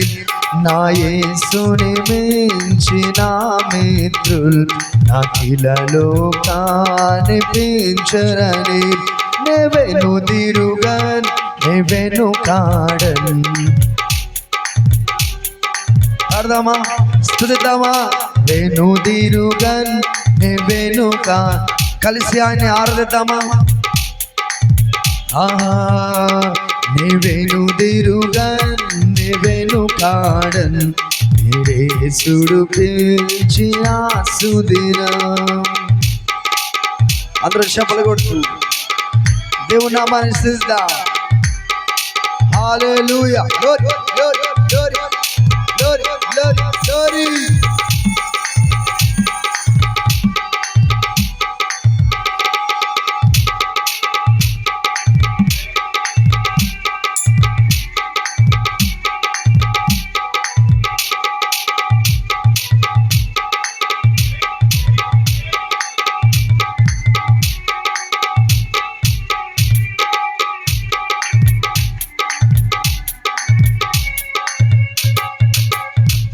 కరువులైనను, కరువులైనను, కలతలైనను కలిసిరాని. కలిమిలేములు, కలిమిలేములు, కలవరంబులు కలిగిన. మరోసారి పడదాం. కరువులైనను, కరువులైనను, కలతలైనను కలిసిరాని. కలిమి కలవరంబులు కలిగినాను. కదలనింకా కష్టములైన కదలను నాదు నిశ్చయము. కదల పాడదాం, చెప్పలు కొడుతూ దేవుని స్థితి. నిశ్చయము నే యేసుని వెంబడింతునని నేనేగా నిశ్చయించితిని. నెవెను తిరుగన్, నెవెను కాడన్, యేసుడు పిలిచిన సుదినం. నే యేసుని వెంబడింతునని. ఆమేన్. నెవెను తిరుగన్, నెవెను కాడన్.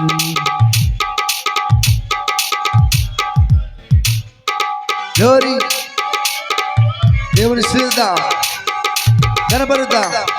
శ్రమ అయినను, హింస అయినను, బాధ అయినను, కష్టమైనను, ఉపద్రవమైనను దేవా నిన్ను విడువను, నిన్ను ఆరాధిస్తాను. తద్వారా నేను నీ యొద్ద నుండి దీవెనలను, నీ మహిమను, నీ కృపను పొందుతానయ్యా.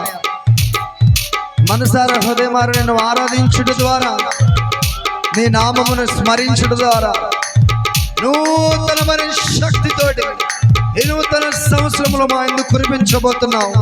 నీకు వందనం, నీకు స్తోత్రం అంటూ చెప్పలు కొడుతూ ఉల్లాసముగా ఆయన ఆరాధిద్దాం.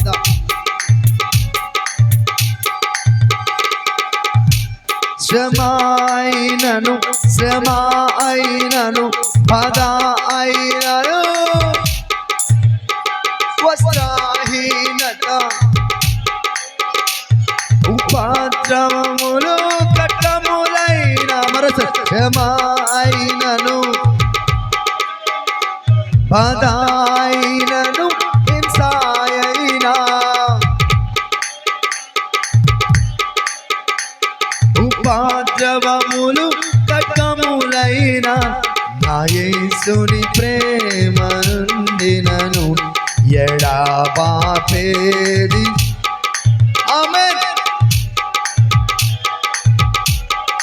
పాడదాం, స్తుతిద్దాం, చెప్పలు కొడుతూ దేవుని స్తుతిద్దాం. మరోసారి నా యేసుని ప్రేమ నుండి నన్ను ఎడబాపేటి వారెవరు? నా యేసుని ప్రేమ నుండి నన్ను ఎడబాపేటి వారెవరు? నెవెను తిరుగ నెవెను కాడన్ నెవెను తిరుగ నెవెను కాడన్ నేరేసుడు పిలిచిన సుదినం యేసుని వెంబడింతునని నేడేగా నిశ్చయించితిని. నెవెను తిరుగన్ నెవెను కాడన్ నేరేసుడు పిలిచిన సుదినం యేసుని వెంబడింతునని నేడేగానే నేరేసుడు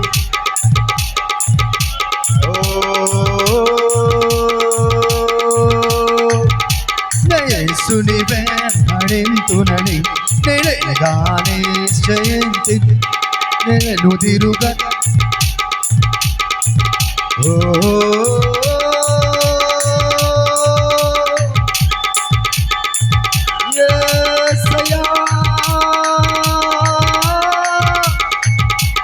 యేసుని వెంబడింతునని నేడేగానే నిశ్చయించితిని. నెవెను తిరుగ నెవెను కాడన్ నేరేసుడు పిలిచిన సుదినం నేరేసుని వెంబడింతునని నేడేగానే నిశ్చయించితిని. నెవెను తిరుగన్ నెవెను కాడన్ యేసుని వెంబడింతు. చప్పులు కొడుతూ బిగ్గరగా దేవుని సీదా యేసుని వెంబడింతునని నేడేగా నిశ్చయించి పాడదాం ఉచ్చరిద్దాం, ఆయన నామాన్ని ఉచ్చరిద్దాం, ఆయన నామాన్ని పలుకుదాం. యేసుని వెంబడింతునని నేడేగా నిశ్చయించుతిని. నెవెను తిరుగన్ నెవెను కాడన్ నేరేసుడు పిలిచిన సుదినం యేసుని వెంబడింతునని పాడదాం ఎదురుగా దేవుని స్తుతిద్దాం. హల్లెలూయా. యేసుని వెంబడింతునని నేడేగా నిశ్చయించితిని. నెవెను తిరుగన్ నెవెను కాడన్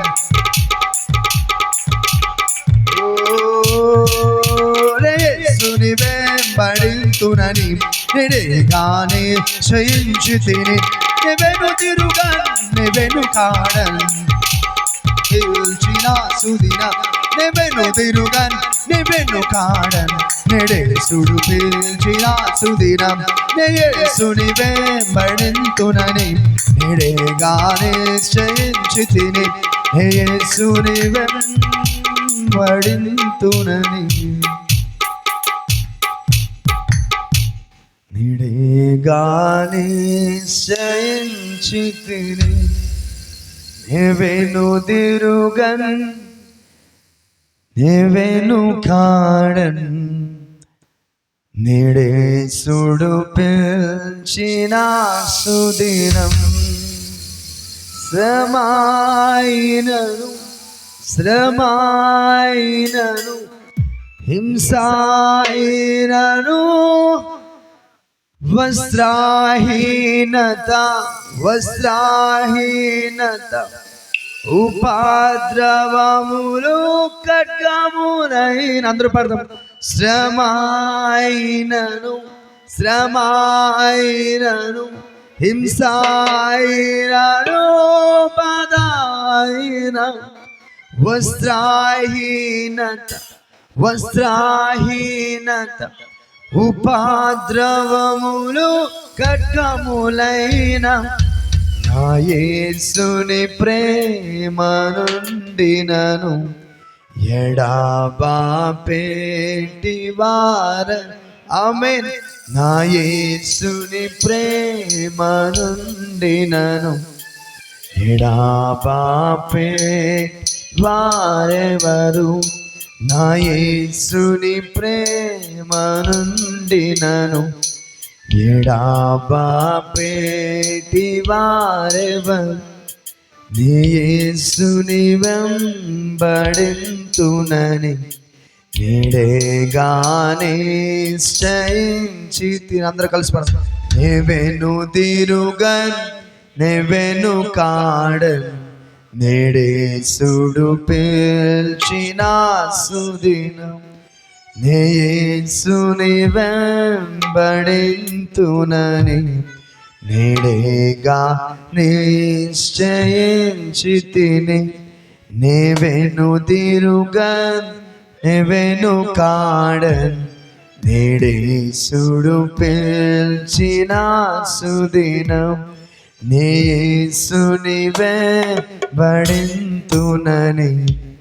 నీడేగా నిశ్చయించి తిని నీవెను తిరుగన్ నీవెను కాడన్ నేడేసుడు పిల్చిన సుదినం నేసుని మనసారా హృదయమాన చెప్దామా. నిశ్చయించి తిని నీవెను తిరుగన్ నీవెను కాడన్ నేడేసుడు పిల్చిన సుదినం. అందరు చెప్పలు కొడితే బిగ్గరగా దేవుని కనపరుద్దామా. గట్టిగా గట్టిగా గట్టిగా గట్టిగా గట్టిగా గట్టిగా చెప్పలు కొడుతూ హల్లెలూయా. దేవుని నామమునకు మహిమ కలిగేటట్లుగా బిగ్గరగా స్తోత్రం చెప్దామా. Hallelujah hallelujah hallelujah hallelujah. Thank you all. God bless you and happy new year to all. దేవునికి స్తోత్రం. మరొకసారి చిన్న ప్రార్థన చేద్దాం. దయచేసి అందరం మోకరుద్దాం. కీర్తన పాడి నిజాలాజ్ గారు దీవించ ఆస్వాదించమని అందరూ కూడా చిన్న ప్రార్థన చేయండి. దయచేసి సహాయం కృప దయచేయి, ఆదరణ దయచేయి, బలం దయచేయి, శక్తి దయచేయి. నాయన ఈ మధ్యాహ్న కాలం ముందు నీ ప్రియుడిలో పాడిన కీర్తనను, సాక్ష్యమును, అలాగే వర్తమానములను, ప్రార్థనలను మీరు దీవించి ఆస్వాదించి సర్వసమ్ముడు దయచేయి. మరి ముఖ్యంగా ఈ రీతిగా నిన్ను ఆరాధించి గణపరిచే అవకాశం ఇచ్చిన ఘనీలు గారిని, ఆయన భార్య బిడ్డలను దీవించి ఆస్వాదించమని, ఇక్కడికి వచ్చి ఎంతగానో నిన్ను గణపరుస్తూ మహింపరుస్తున్న వాద్యములు వాయిస్తున్న బిడ్డలను దీవించి సహాయం దయచేయి. ఈ మైక్ ఏర్పాటు చేసిన బిడ్డలను దీవించి సహాయం దయచేయి. ఇరుగు పొరుగు వారిని కూడా దీవించి సహాయం దయచేయి. ఈ కూటమి యావత్తు కూడా సహాయపడి వంటలు చేసిన బిడ్డలను కూడా దీవించి సహాయం దయచేయి. ఎంతగానో ఆర్థికంగా ప్రభా ఖర్చు పెట్టి ఈ కూటమిని సిద్ధం చేసుకున్న గనీల్ గారిని, వారి ఫ్యామిలీని దీవించమని క్రీస్తు వారి పేరు అడుగుచున్నాం తండ్రి. ఆమేన్. కూర్చున్నాడు. దేవుని స్తుతులు. చిన్న వాక్యం ధ్యానం చేసుకున్నాం. చివరిసారిగా పరిశుద్ధ గ్రంథం నుంచి విలాప వాక్యములు బైబిల్ మార్చి చూసుకోనండి. 3వ అధ్యాయం 22వ వచనం చూద్దాం. విలాప వాక్యములు 3వ అధ్యాయం 22వ వచనం నుండి. యెహోవా కృపగలవాడు, ఆయన వాత్సల్యత ఎడతెగక నిలుచుంది కనుక మనము నిర్మూలము కాకున్న వారం. అనుదినము నూతనముగా ఆయనకు వాత్సల్యత పుట్టుచున్నది. నీవు ఎంతైనా నమ్మదగిన వాడవి. దేవుని స్తుతులు. ఇక్కడ మనం చదువుకున్న వాక్య భాగంలో 2 మాటలు ధ్యానం చేసుకుందాం.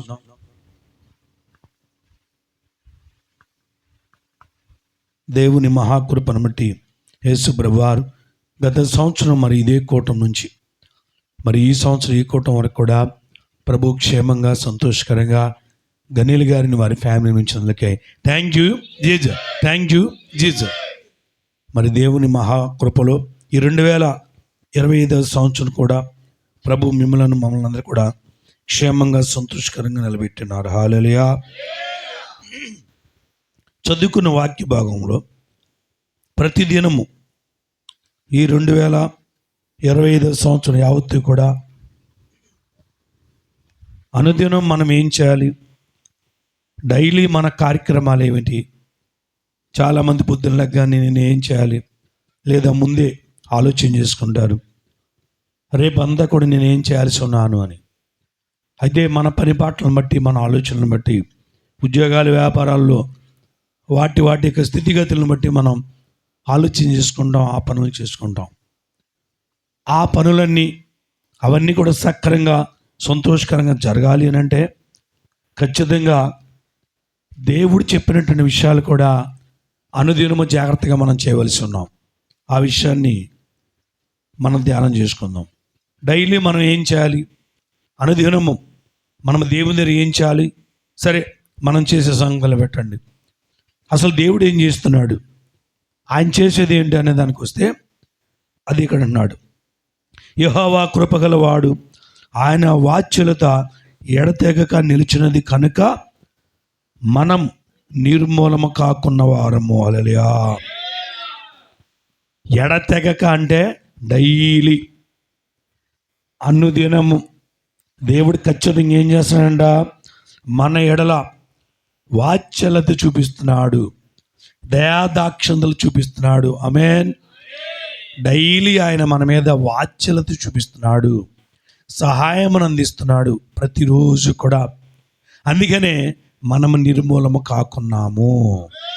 ఈ రోజు వరకు కూడా, ఈ 2025 సంవత్సరం వరకు కూడా మనం హ్యాపీగా ఉన్నామనంటే డైలీ ఆయన చేసే పని ఏమిటనంటే అనుదినము ఆయన మనకి వాత్సల్యత చూపిస్తున్నాడు. ఆమేనండి. అలాగే నెక్స్ట్కి ఏమన్నాడంటే అనుదినము నూతనముగా ఆయనకు వాత్సల్యత పుట్టుచున్నది. హల్లెలూయా.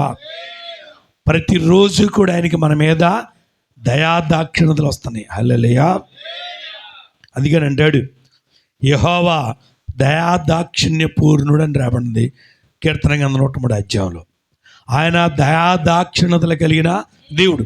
అందుకని ప్రభు దగ్గర మనం ఎప్పుడు ప్రార్థన చేస్తే, ప్రభువా నీ దయాదాక్షిణ్యతలు మాకు కలుగు చేయనానా అని ప్రార్థించాను.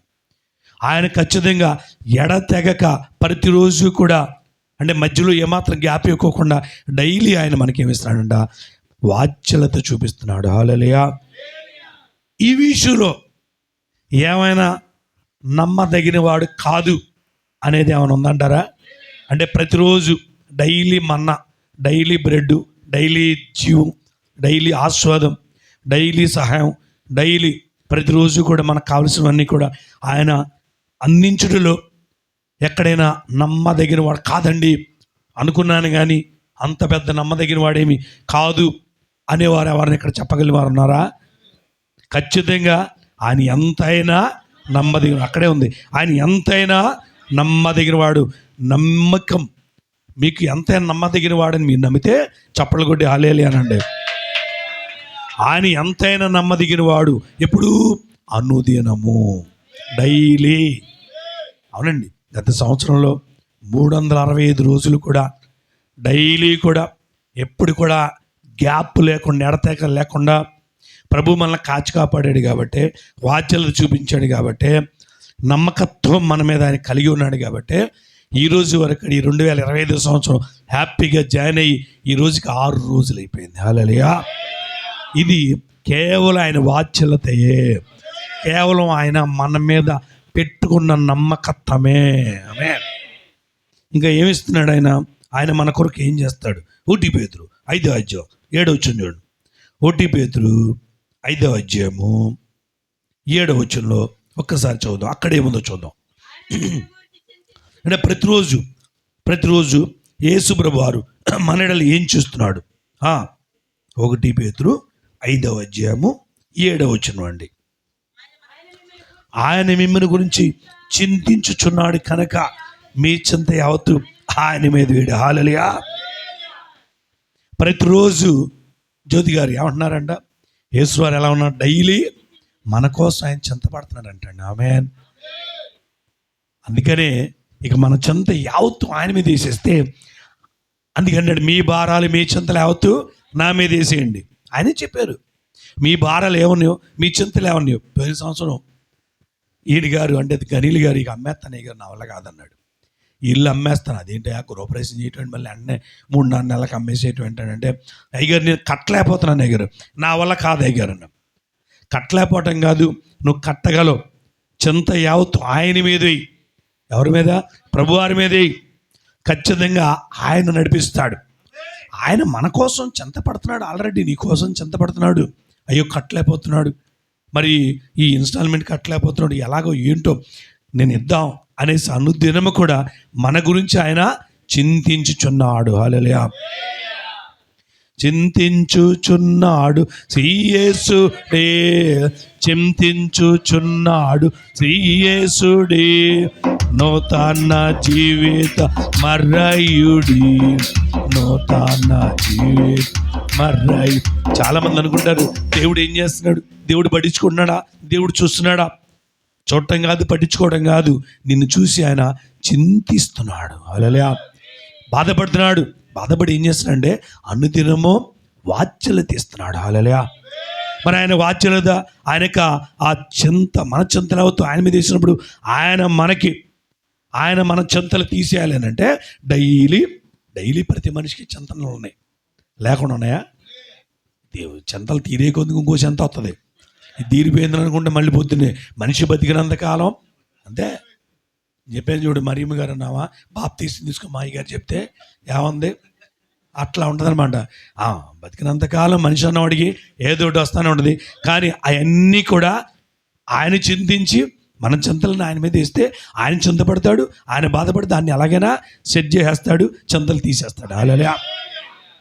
మన మీద వేసుకొని బీపీలు షుగర్లు పెంచుకొని రకరకాలుగా ఆలోచన చేసి దూకేస్తా, లాగేస్తా, చంపేస్తా, పొడిచేస్తా అనుకుంటే ఏమన్నా ప్రయోజనం? అసలు మన వల్ల ఏం గానే కాదు. ప్రభు అన్నాడు కదా, మీరు మీ తల వెంట్రులను కూడా తెలుపుగా కానీ నలుపుగా కానీ చేయలేరు. కాబట్టి మన వల్ల ఏది కాదు, అంతా ఆయన మీద వేసాలి. అందుకన్నాడు ప్రయాసపడి భారత మోసుకున్న సమస్త జనులారా నా దగ్గరికి రండి, నేను మీకు విశ్రాంతి కలుగు చేస్తాను. ఎప్పుడైతే చింత యావత్తు ప్రభు మీద వేసి ప్రభులో నిలబడి బహుబలంగా భార్యాభర్తలిద్దరు కూడా స్టడీగా ప్రభులు నిలబడ్డారు. ఆ యొక్క ఈఎంఐలు ఎందా చెప్పాడు కదా, సాక్ష్యం ఎందా చెప్పాడుగా. అయ్యా ఆ కుమారుడు అన్నాడు కదా, మొత్తం అసలు ఎలా కట్టేస్తున్నాడు, అసలు ఆటోమేటిక్గా కట్టేస్తున్నారు. హల్లెలూయా.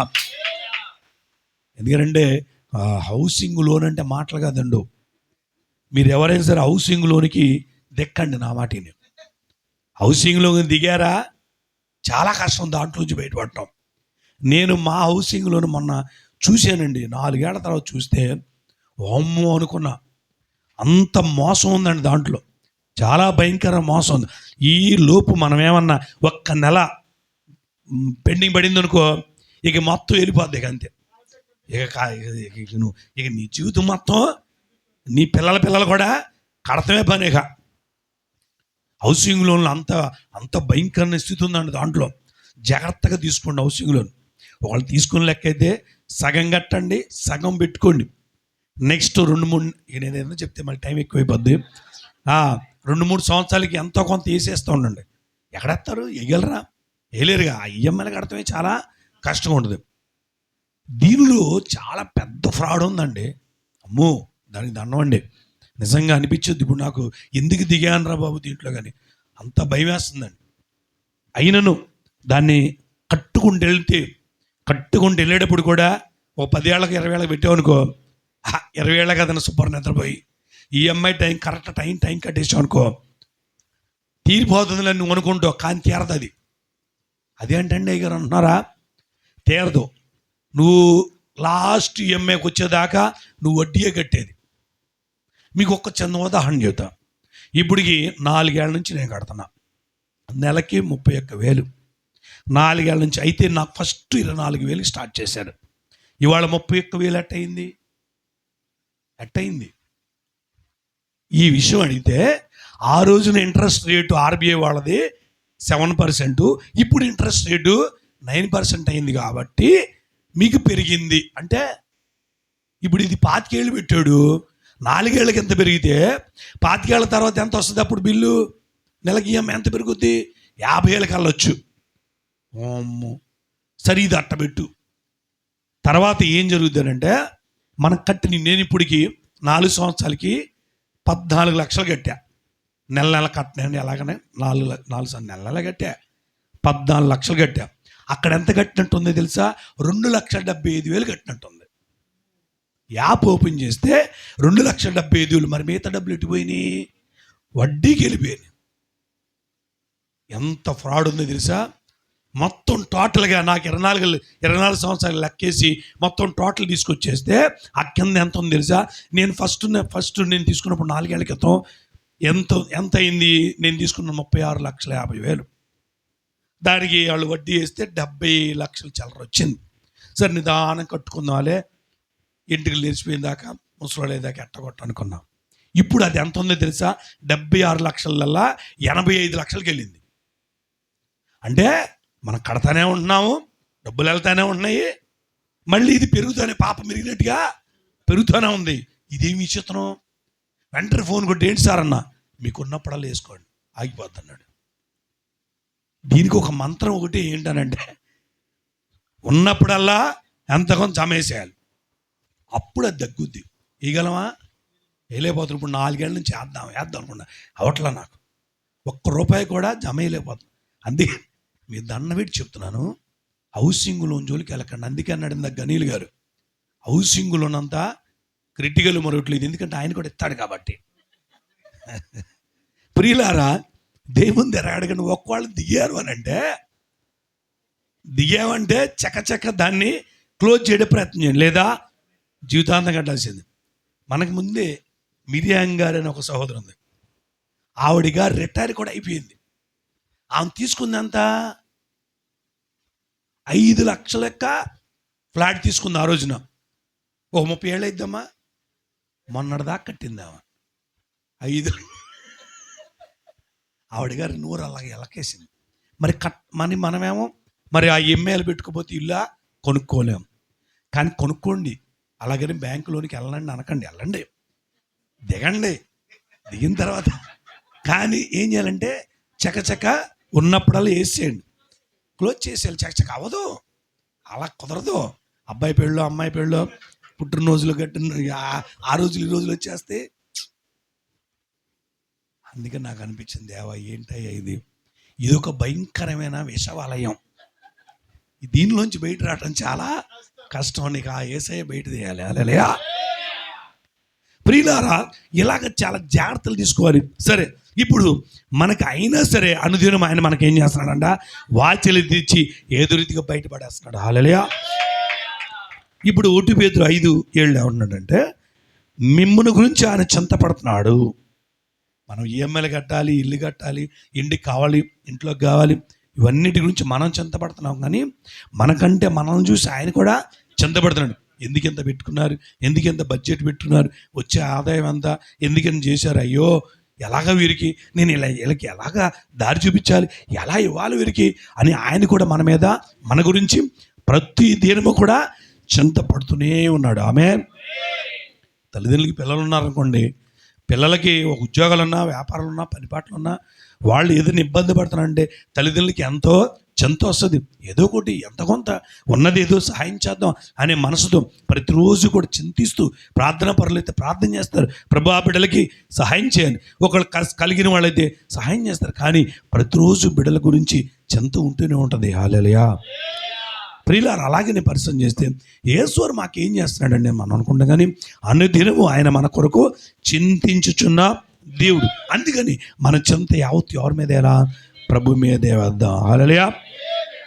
అందుకని భక్తులండి, చింతలేదిక యేసు పుట్టెను వింతగను బెత్లెహేమందునా, చెంత చేరను రెండి సర్వ జనాంగమా, సంతోషమందుమా చెంత చేరను. హల్లెలూయా.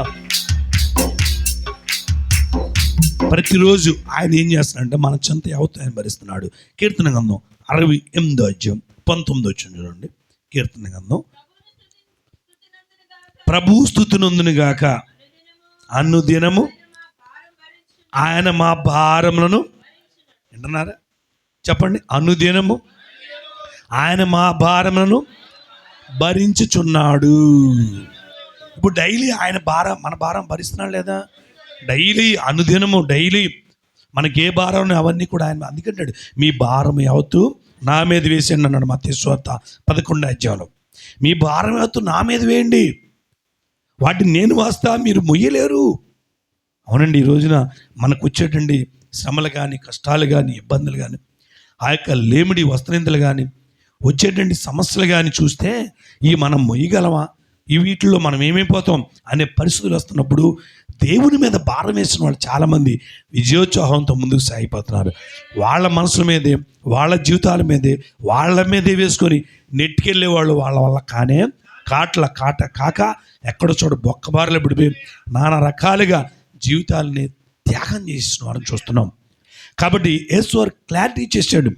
అన్ని దినము ఆయన ఏం చేస్తాడంటే మనకి మన భారాలను ఆయన భరిస్తున్నాం. మరి ఇప్పుడు అనుదినం ఆయన మన భారాలను భరించాడు. అనుదినం మన చింత యావత్తు కూడా ఆయనే భరించాలి. అనుదినం మన గురించి ఆయన మరి చింతించాలి, చింతలన్నీ తీసేయాలి. డైలీ కూడా ఆయన మన గురించి ఆలోచించాలి. ప్రతి దినము కూడా ఆయన మనకి వాత్సల్యత ఇవ్వాలి. ఆయన ప్రతిరోజు మనల్ని నమ్మాలి. ఇవన్నీ జరగాలంటే మరి మనం ఏం చేయాలి అంటే ఈ లైన్లోనే ఫస్ట్ లైన్ చదండి. ప్రభువుని స్తుతించుడి. హల్లెలూయా. ప్రభు సరిగ్గా చదువు అమ్మా.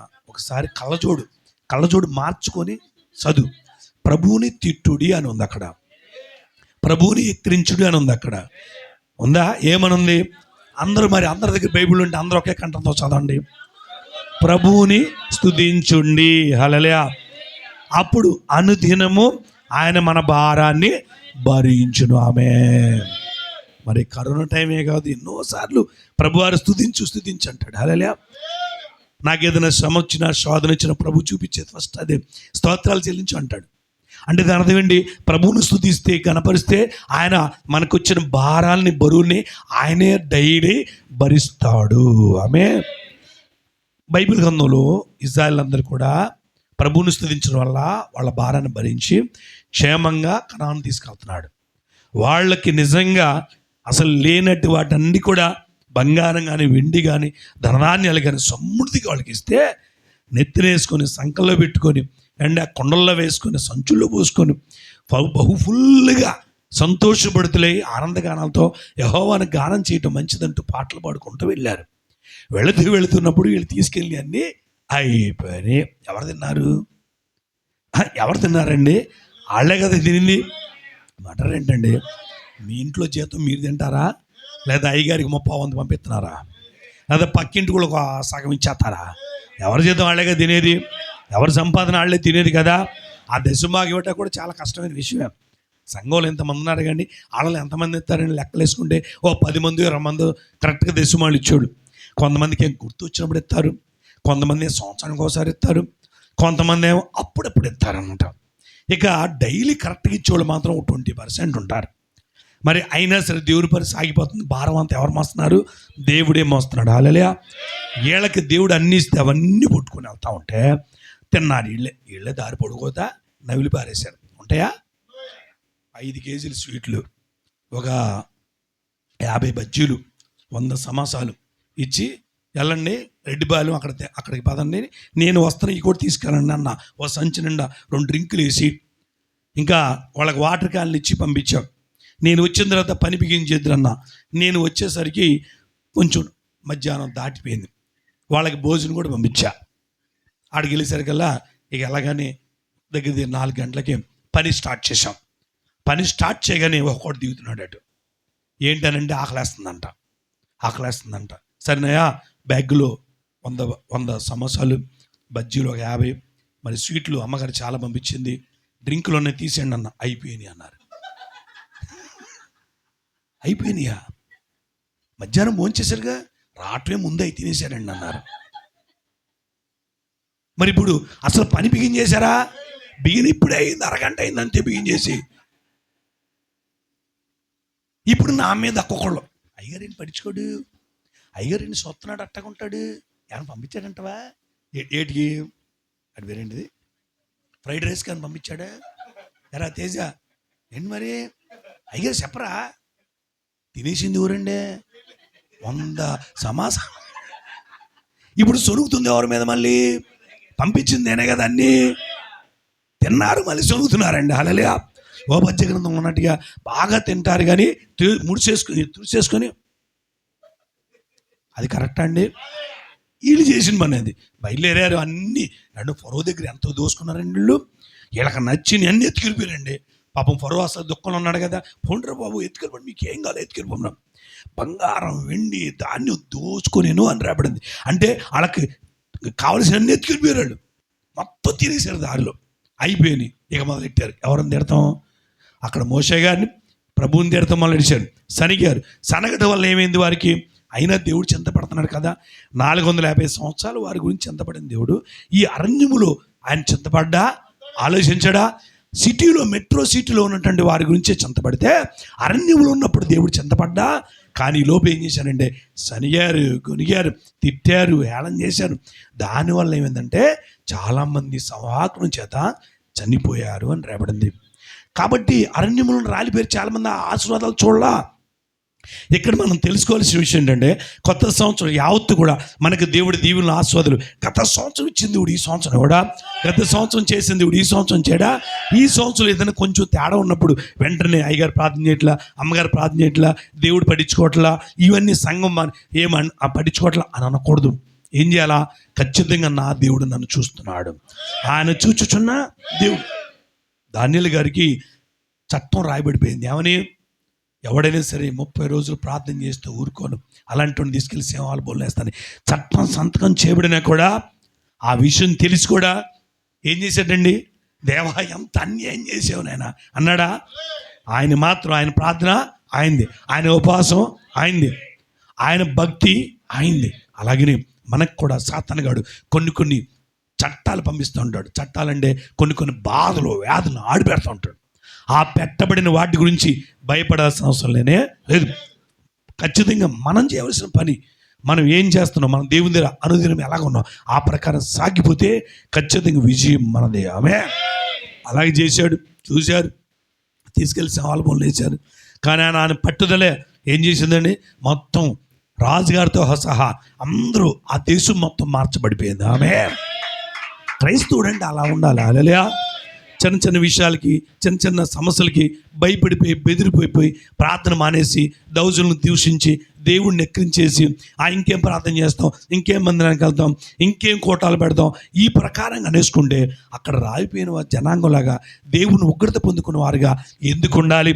ఇక్కడ దానియేలులాగా అలాగే వస్తుంటే ఏం పర్లా, నా దేవుడు నాకున్నాడు, ఆయన ఖచ్చితంగా సత్యుడు దేవుడు, నమ్మదగిన దేవుడు, మాట తప్పని దేవుడు, అలా నిలబడి దేవుడిని అడగాలి అనేసి ఇక్కడ కూడా శాసనం ఏంటంటే, నువ్వు బిల్లు కట్టలేదు కాబట్టి, ఈఎంఐ కట్టలేదు కాబట్టి ఇక నీకు పోయిద్ది, ఇల్లు తీసేస్తాం, నీకు ఈ ఇల్లు సీజ్ చేస్తాం అన్నా సరే వదిలిపెట్టుకోండి. ఏం చేశాడు? బహుబలంగా భార్య భర్త ఇద్దరు కూడా ఎలుగెత్తి దేవుని కూర్చున్నారు, ప్రార్థన చేశారు, తీర్మానం చేసుకున్నారు. అంతే, ఈ అమ్మాయి ఓడిపోయింది. హల్లెలూయా. దేవుడు గెలిచాడు. హల్లెలూయా. అంతే, హ్యాపీగా మళ్ళీ సంవత్సరం తిరిగి వచ్చేసింది. హల్లెలూయా. యేసు రక్తమునకే సాధన ఉండాలండి దేవుని దగ్గర. అందుకని అనుదినము ఆయన మనల్ని, మన భారాల్ని భరించుచున్నాడు. అయితే ఇవన్నీ జరగాలి అంటే మనం ఎక్కువగా ఏం చేయాలి? దేవునికి స్తోత్రములు చెల్లించాలి. హల్లెలూయా. అంటే ప్రభువుని ఎక్కువ గణపరుస్తుండాలి, మహింపరచుండాలి, స్తుతించాలి, ఆరాధించాలి. నెక్స్ట్ అనుదినం మనం కూడా ఏం చేయాలి అని అంటే, కీర్తన గ్రంథం 145 అధ్యాయం 2 చదవండి. కీర్తన గ్రంథం, అనుదినము నేను నిన్ను స్తుతించదును. ఇక్కడ కూడా ఏదో ఉంది, నిత్యము నీ నామమును స్తుతించదును. హల్లెలూయా. ఇప్పుడు భార్య ఉందండి, చక్కగా వండి పెడుతుంది. ఒకరోజు వండి పెట్టలేదు అనుకో, సరిగ్గా వండలేదు, కారం ఎక్కువ పడింది, ఉప్పు ఎక్కువ పడింది. ఆ భర్త గారు ఏం చేయాలి? మా రాజుగారు ఫట్టి అని కొట్టేసి, ఇలాగ ఉండేవి కాబట్టి చా అని కొట్టేస్తే వెంటనే ఏం చేస్తాం అమ్మా టైంకి? 2 రకాలు చేస్తారు స్త్రీలు. ఒకటేమో ఏడ్చుకుంటా 3 రోజులు పడుకుంటారు, ఇంకోటేమో బొట్ట తట్ట అంతా సర్దేసుకొని పుట్టింటికి వెళ్ళిపోయి ఈ నీళ్ళు బతిలాడి తెచ్చుకునే దాకా కష్టమైన విషయమే కదా అంటారా? అవును అంటారా? కాదని చెప్పండి. 3వ పాయింట్, ఒక మనిషి ఉంటారు, ఇక వాళ్ళు ఏంటంటే, పోన్లే మరి నా భర్త పోయినసారి బాధపడ్డాడు, మొన్న ఎట్ట కూడా చేసేద్దని చీదుకుంటానో ఏడ్చుకుంటానో చేసేవాళ్ళు ఉంటారు 3వసారి. దాంతో ఇంకా ఎలా వచ్చుద్దో తెలీదు. అదే ఆయన అలా అనకుండా ఈసారి జాగ్రత్త చేసి చూసుకుని పర్లేదు అని గనక అని ప్రేమతో మాట్లాడితే, అమ్మో మా ఆయన ఎంత ప్రేమతో మాట్లాడండి, ఈసారి ఏం చేస్తాడండి ఆయన? అసలు ఎంతో చక్కగా ఆవిడ చక్కగా ఉండి పెడుతుంది. అట్టగా ఆవిడ కొట్టి తిట్టి వేధిస్తే అసలు ఉండేవాళ్ళు కూడా ఉండరు, వారం 10 రోజులు ఉండేవాళ్ళు ఉండరు. ప్రియులారా, అలాగనే మళ్ళీ బతిలో ఆడుకోవాలి. యేసయ్య కూడా మనకి ఎప్పుడు అనుదినము ఆశ్చర్యం చూపిస్తూనే ఉంటాడని. ఎప్పుడోసారి మనకేదో కాస్త శ్రమ కష్టం వచ్చిందని ఆ ప్రభువుని మనం ఎక్కిరించి ఆడం చేయకూడదు. అలా చేసినప్పుడు ఆయనకి బాధ కలిగి బయటికి వెళ్ళిపోయాడు అనుకో, మళ్ళీ ఆయన బతిలాడి ఇంటికి తెచ్చుకోవడం ఎంత కష్టమైందండి. ఆ ప్రభు మన ఇంటికి రావటం ఎంత కష్టమైందండి. అసలు ఆయన లేకుండా బతకగలం మనం. అందుకని ప్రభా ఏంటయ్యా ఈ శోధన ఏంటయ్యా, ఈ బాధ ఏంటని ప్రభువుని వేడుకుంటే ఖచ్చితంగా ఆయన నెక్స్ట్ టైము దాన్ని సరి చేసేస్తాడు. హల్లెలూయా. అందుకని ఎక్కువగా ఏం చేయాలంటే కారం ఎక్కువ పడినా కూడా స్తుతించాలి, ఉప్పు ఎక్కువ పడినా కూడా ఏం చేయాలంట, స్తుతించాలి. కుటుంబంలో కొన్ని సమస్యలు వచ్చినా కూడా దేవుణ్ణి ఏం చేయాలా, స్తుతించాలి. దేశం మొత్తం అంత పెద్ద సమస్య వచ్చినా స్తుతి చేయమన్నాడు. అందుకని అందరూ బతికున్నామండి. ఆమె స్తుతి చేసిన వాళ్ళందరూ కూడా బతికి ఉన్నారు. ఒక ఆయన అన్నాడు, నేను జయనయ్య గారు లోకం అంతా చచ్చిపోతుంటే ఏంటయ్య గారు స్తుతి ప్రార్థనలో కోటాలంటారు ఏంటయ్య గారు, మళ్ళీ లైవ్లో ఎవరు చూస్తారయ్య గారు, ఎవరు చూస్తారా? 100 మంది చూశానండి. ఇళ్లలో కూర్చొని 100 మంది వ్యూవర్స్ కనపడతారు కదా, 100 మంది చూశానండి. ఆయన చూడండి, స్తుతించే మనసు లేదు, ప్రభువుని ఆరాధించే మనసు లేదు. కానీ మనం అందరం అయితే ఈ రోజుకి బతుకున్నాం. ఆయనండి అసలు అదేమిటో విచిత్రం, అసలు వ్యాధి కూడా ఏంటో తెలియకోకుండా పాపం పరమపదించాడు. చాలా బాధాకర విషయం. ఆ ప్రభు దగ్గర ఒప్పుకున్నాడు కూడా ఆయన. నేను చెప్పానయ్యా నువ్వు ఇలాగ అన్నావు తప్పే కదా ఒప్పుకో అంటే ఒప్పుకున్నాడు, కానీ క్షమాపణ దొరికిందా? దొరకదు. అందుకని అంటాడు, పరిశుద్ధాత్మ దూషించడానికి యుగమందైనా రాబోయే గంధంలో క్షమాపణ ఉండదు. కాబట్టి పరిశుద్ధాత్మ దేవుడు ఇప్పుడు మనతో ఏది మాట్లాడినా ఆయన చెప్పిన దాన్ని మనం వ్యతిరేకించామనుకోండి, ఎక్కిరించి ఆలం చేసామనుకోండి, ఖచ్చితంగా ప్రభు పరిశుద్ధాత్మ దూషించిన వారవుతాం. క్షమాపణ దొరకదు ప్రియులారా. అందుకనే ఏం చేయాలి? అనుదినము ఆయన వాత్సల్యత మనకు రావాలి. ఆయన మన గురించి చిందించి మనం సాయం చేయాలంటే అనుదినము డైలీ ఖచ్చితంగా పొద్దున్న లేవగానే స్తోత్రములు చెల్లించాలి. ఆమేనన్న కూడా. అలాగే ఇంకా మనం గమనించినది బైబిల్ గ్రంథంలో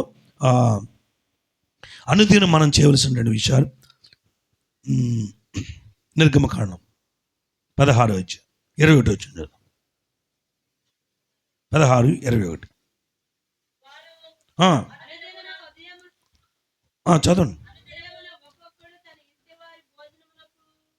ఉదయమున ఒక్కొక్కడు తన ఇంటి వారి భోజనం కొరకు తగినట్టుగా కూర్చుకొనిరి.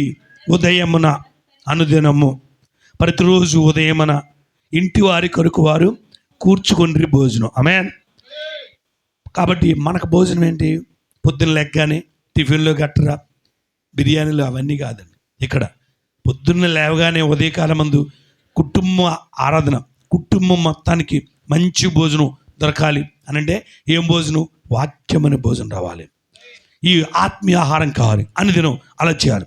అలాగనే లూకా సువార్త 21:37 వచ్చింది.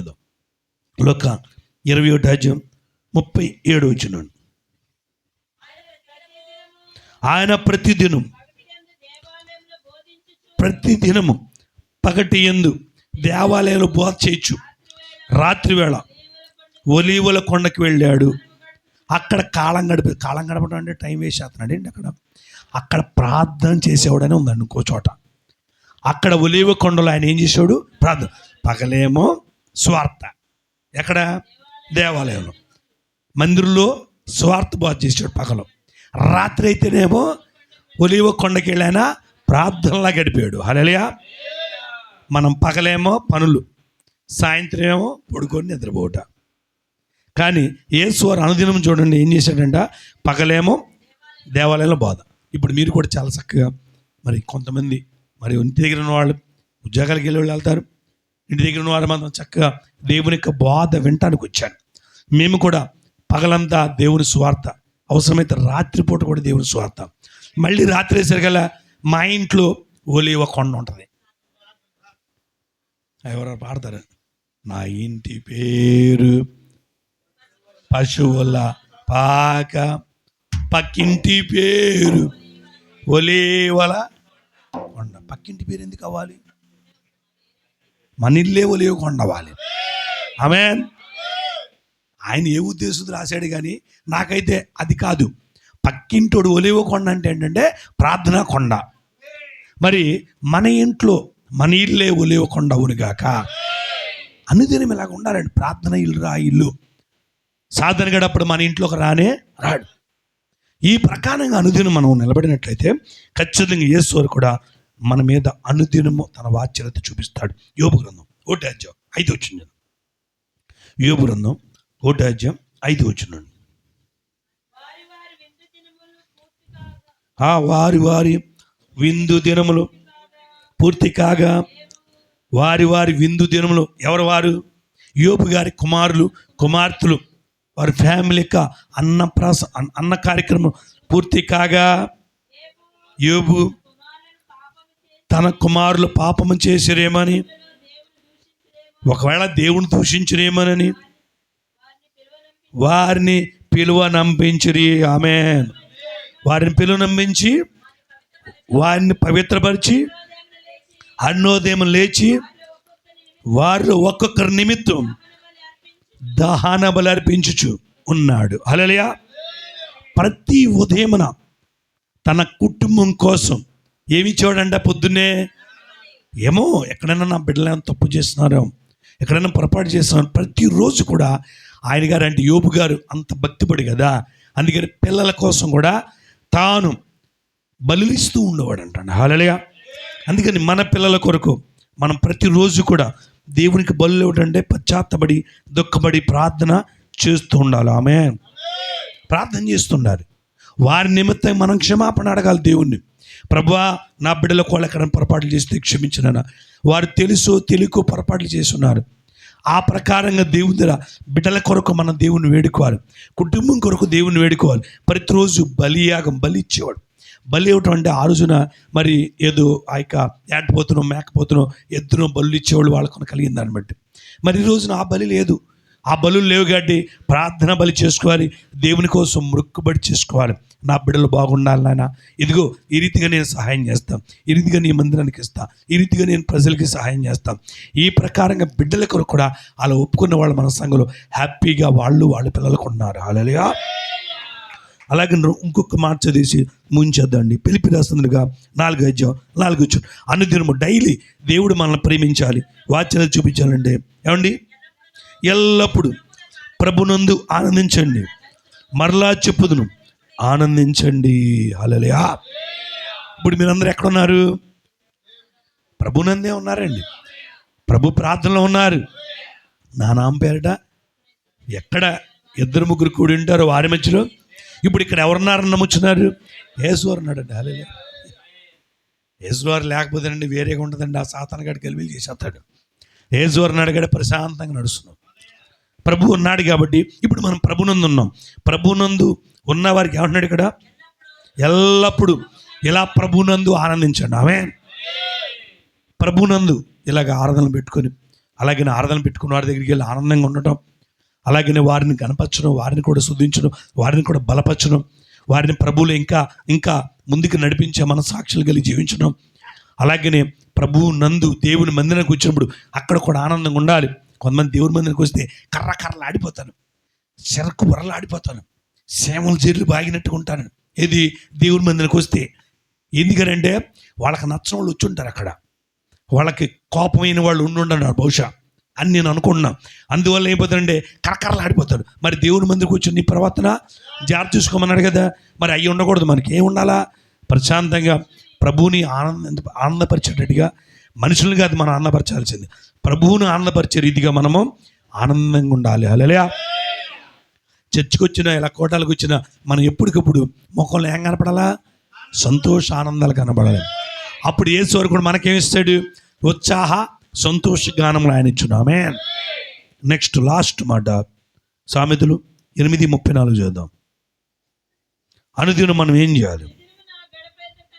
అనుదినము నా గడపెద్ద కనిపెట్టుకుని నా ద్వారబంధంలో కాచుకున్నవాడు ధన్యుడు, నా ఉపదేశం వినువాడు ధన్యుడు. బా, డైలీ మీరు కోటాలకి చాలామంది వస్తున్నారు కదా, చాలా కోటాలకు వస్తున్నారు.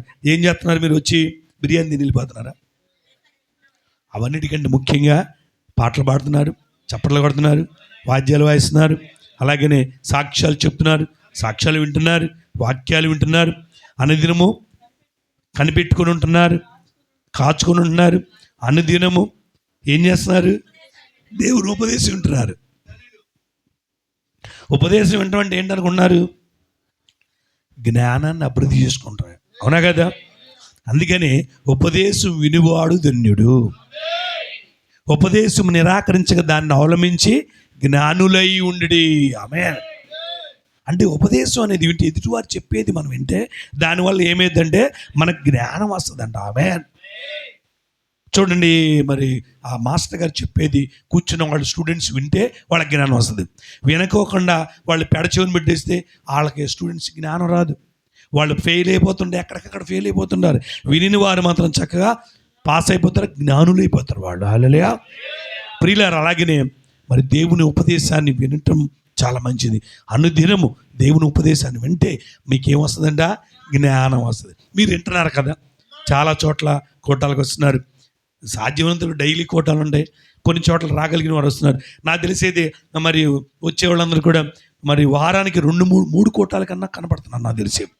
మరి 3 కోటాల్లో మీరు మంచి ఉపదేశాలు వింటున్నారు కదా, వాక్యం టైంకి సాక్ష్యాల టైంకి వచ్చేస్తున్నారు. వింటున్న మీకు దేవుని జ్ఞానం ఉందా లేదా? ఏంటి ఆ జ్ఞానం అంటే? చాలా ఉన్నాయి, చెప్పుకునే సమయం లేదు. కానీ ప్రియులారా, దేవుడి జ్ఞానం, ఆ జ్ఞానం ఉండబట్టే, ఆత్మీయ జ్ఞానం, దేవుని జ్ఞానం ఉండబట్టే ఈరోజు అక్కడ దుష్టు చేతులు పడకుండా హ్యాపీగా ఉంటున్నాం. చప్పలు కొట్టే హల్లెలూయా అన్న. యేసు రక్తమునకే. ఇది దొరకక చాలామంది బాధపడుతున్నారు. ప్రియులారా, అనుదినం దేవుడు నన్ను చోట్ల, నన్ను పడి చోట్ల అని బాధపడుద్ది. ఈ 2025 సంవత్సరంలో డైలీ 365 రోజులు కూడా 365 రోజులు సరిపడా 365 మాటలు భయపడకుడి అని బైబిల్ ఎలా ఉందో అలాగనే అనుదినము కూడా దేవుడు అలా ఇచ్చేసాడు మనకి.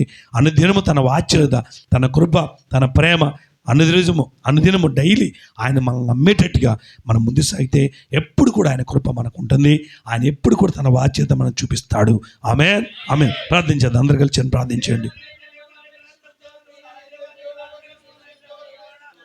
అందరు కలిసి వచ్చిన ప్రార్థించండి దయచేసి. గనీల్ గారు వారి ఫ్యామిలీని దీవించా.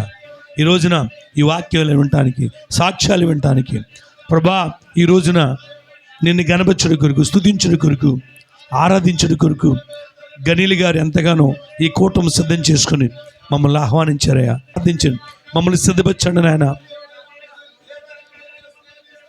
డైలీ ఇప్పుడో కాదు, డైలీ నమ్మదగిన వారిగా సిద్ధపరచండి. డైలీ నమ్మదగిన వాడు నువ్వు. మా కొరకు చింతిస్తున్నావు, మా కొరకు ప్రయాసపడుతున్నావు, మా కొరకు ప్రభా ఎంతగానో ఎదురు చూస్తున్నావు, మమ్మల్ని ఎంతగానో డైలీ నమ్ముతున్న దేవుడి అయా. మేము కూడా అనుదినము నిన్ను స్తుతించి, ఘనపరిచి, ఆరాధించి, మహింపరిచే స్థితి మాకు సమృద్ధిగా దయచేయమని మన ప్రభువును రక్షకుడైన యేసుక్రీస్తు వారి అతి పరిశుద్ధ నామమున అడిగి వేడుకుంటున్నాం తండ్రి. ఆమేన్. చూడుగా మీ రాజ్యం మాకొచ్చునుగా, మీ చిత్తం పరలోకమందు భూమి మీద నెరవేరునుగాక. మా నెడదిన ఆహారం మా దయచ, మళ్ళీ ప్రార్థించుని మీకు క్షమించు. శోధం తేకాదశం తప్పించు, రాజ్యము, శక్తి, నిరంతరం నీవేనవి. ఆమేన్. మన లేచిబడి కీర్తన పరచునిగా దేవునికి ఆశీర్వాద పొందాం. దయచేసి అందరూ లేచిబడదాం.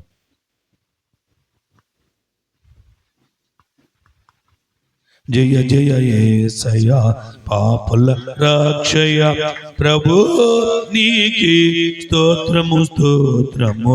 జయ జయ యేసయ్యా పాపుల రక్షయ, పాపి కోసం పరమ పదమును విడచి మనిషిగా,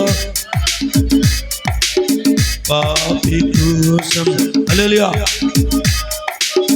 విడచి మనిషిగా మా మధ్య నుండి మంటికి పోయే మనిషిని నీవు, మంటికి పోయే మనిషిని నీవు, మింటికెళ్ళే మహితాత్ముడు.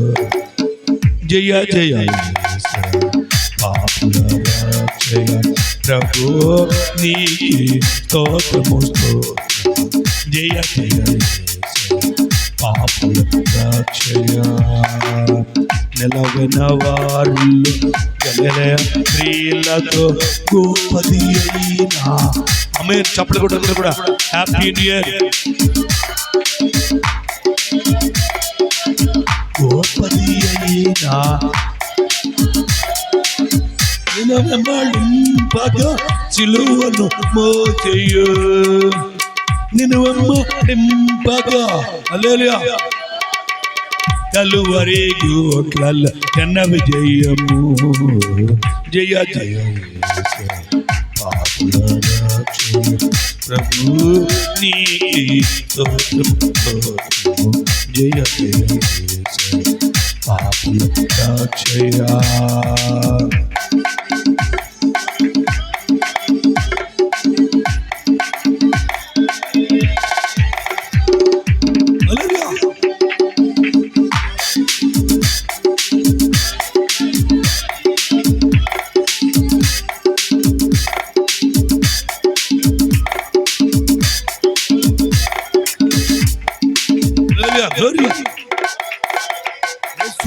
మనకైతే హల్లెలూయా.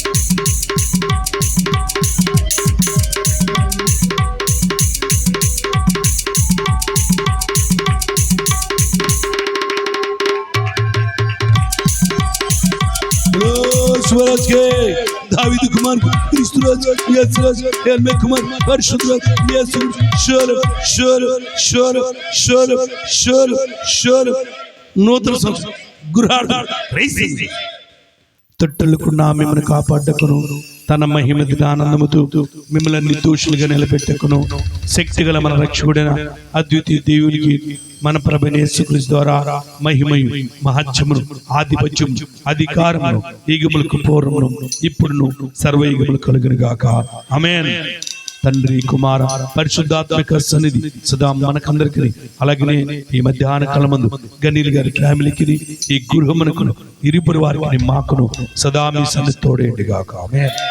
యేసు మే ప్రవేశ స్తోత్రం బోలే దావీద్ క్రీస్తు యేసు ఎల్మే పరిశుద్ధ యేసు షోర్ షోర్ షోర్ షోర్ గృహము రైసింగ్ గ్లోరీ కల్వరి మేట్లను కలవరమయ్యు కాల్వల రాతము పారిన వేళతో గ్లోరీ చప్పలు కూడా అందరూ కూడా ప్రభువుని కనపద్దాం కూడా.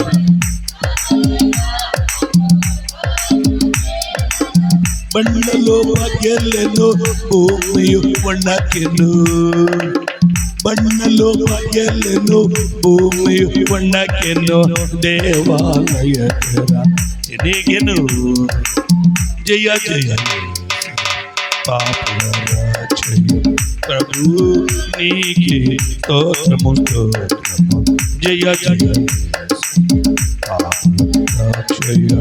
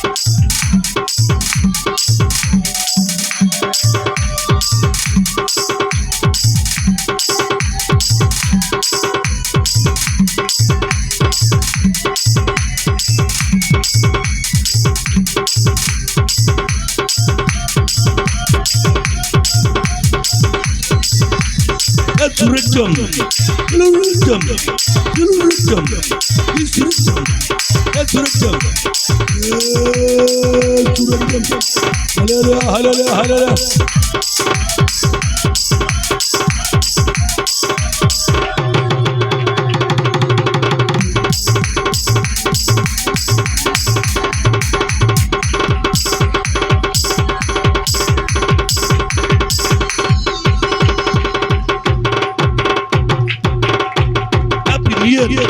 Happy New Year! Happy New Year! Happy New Year! Happy New Year! Happy New Year! Hallelujah! Hallelujah! Hallelujah! Glory! Glory! Glory! Glory! Hallelujah! Let's rhythm! Rhythm! Rhythm! He's rhythm! Let's rhythm! Yes! Rhythm!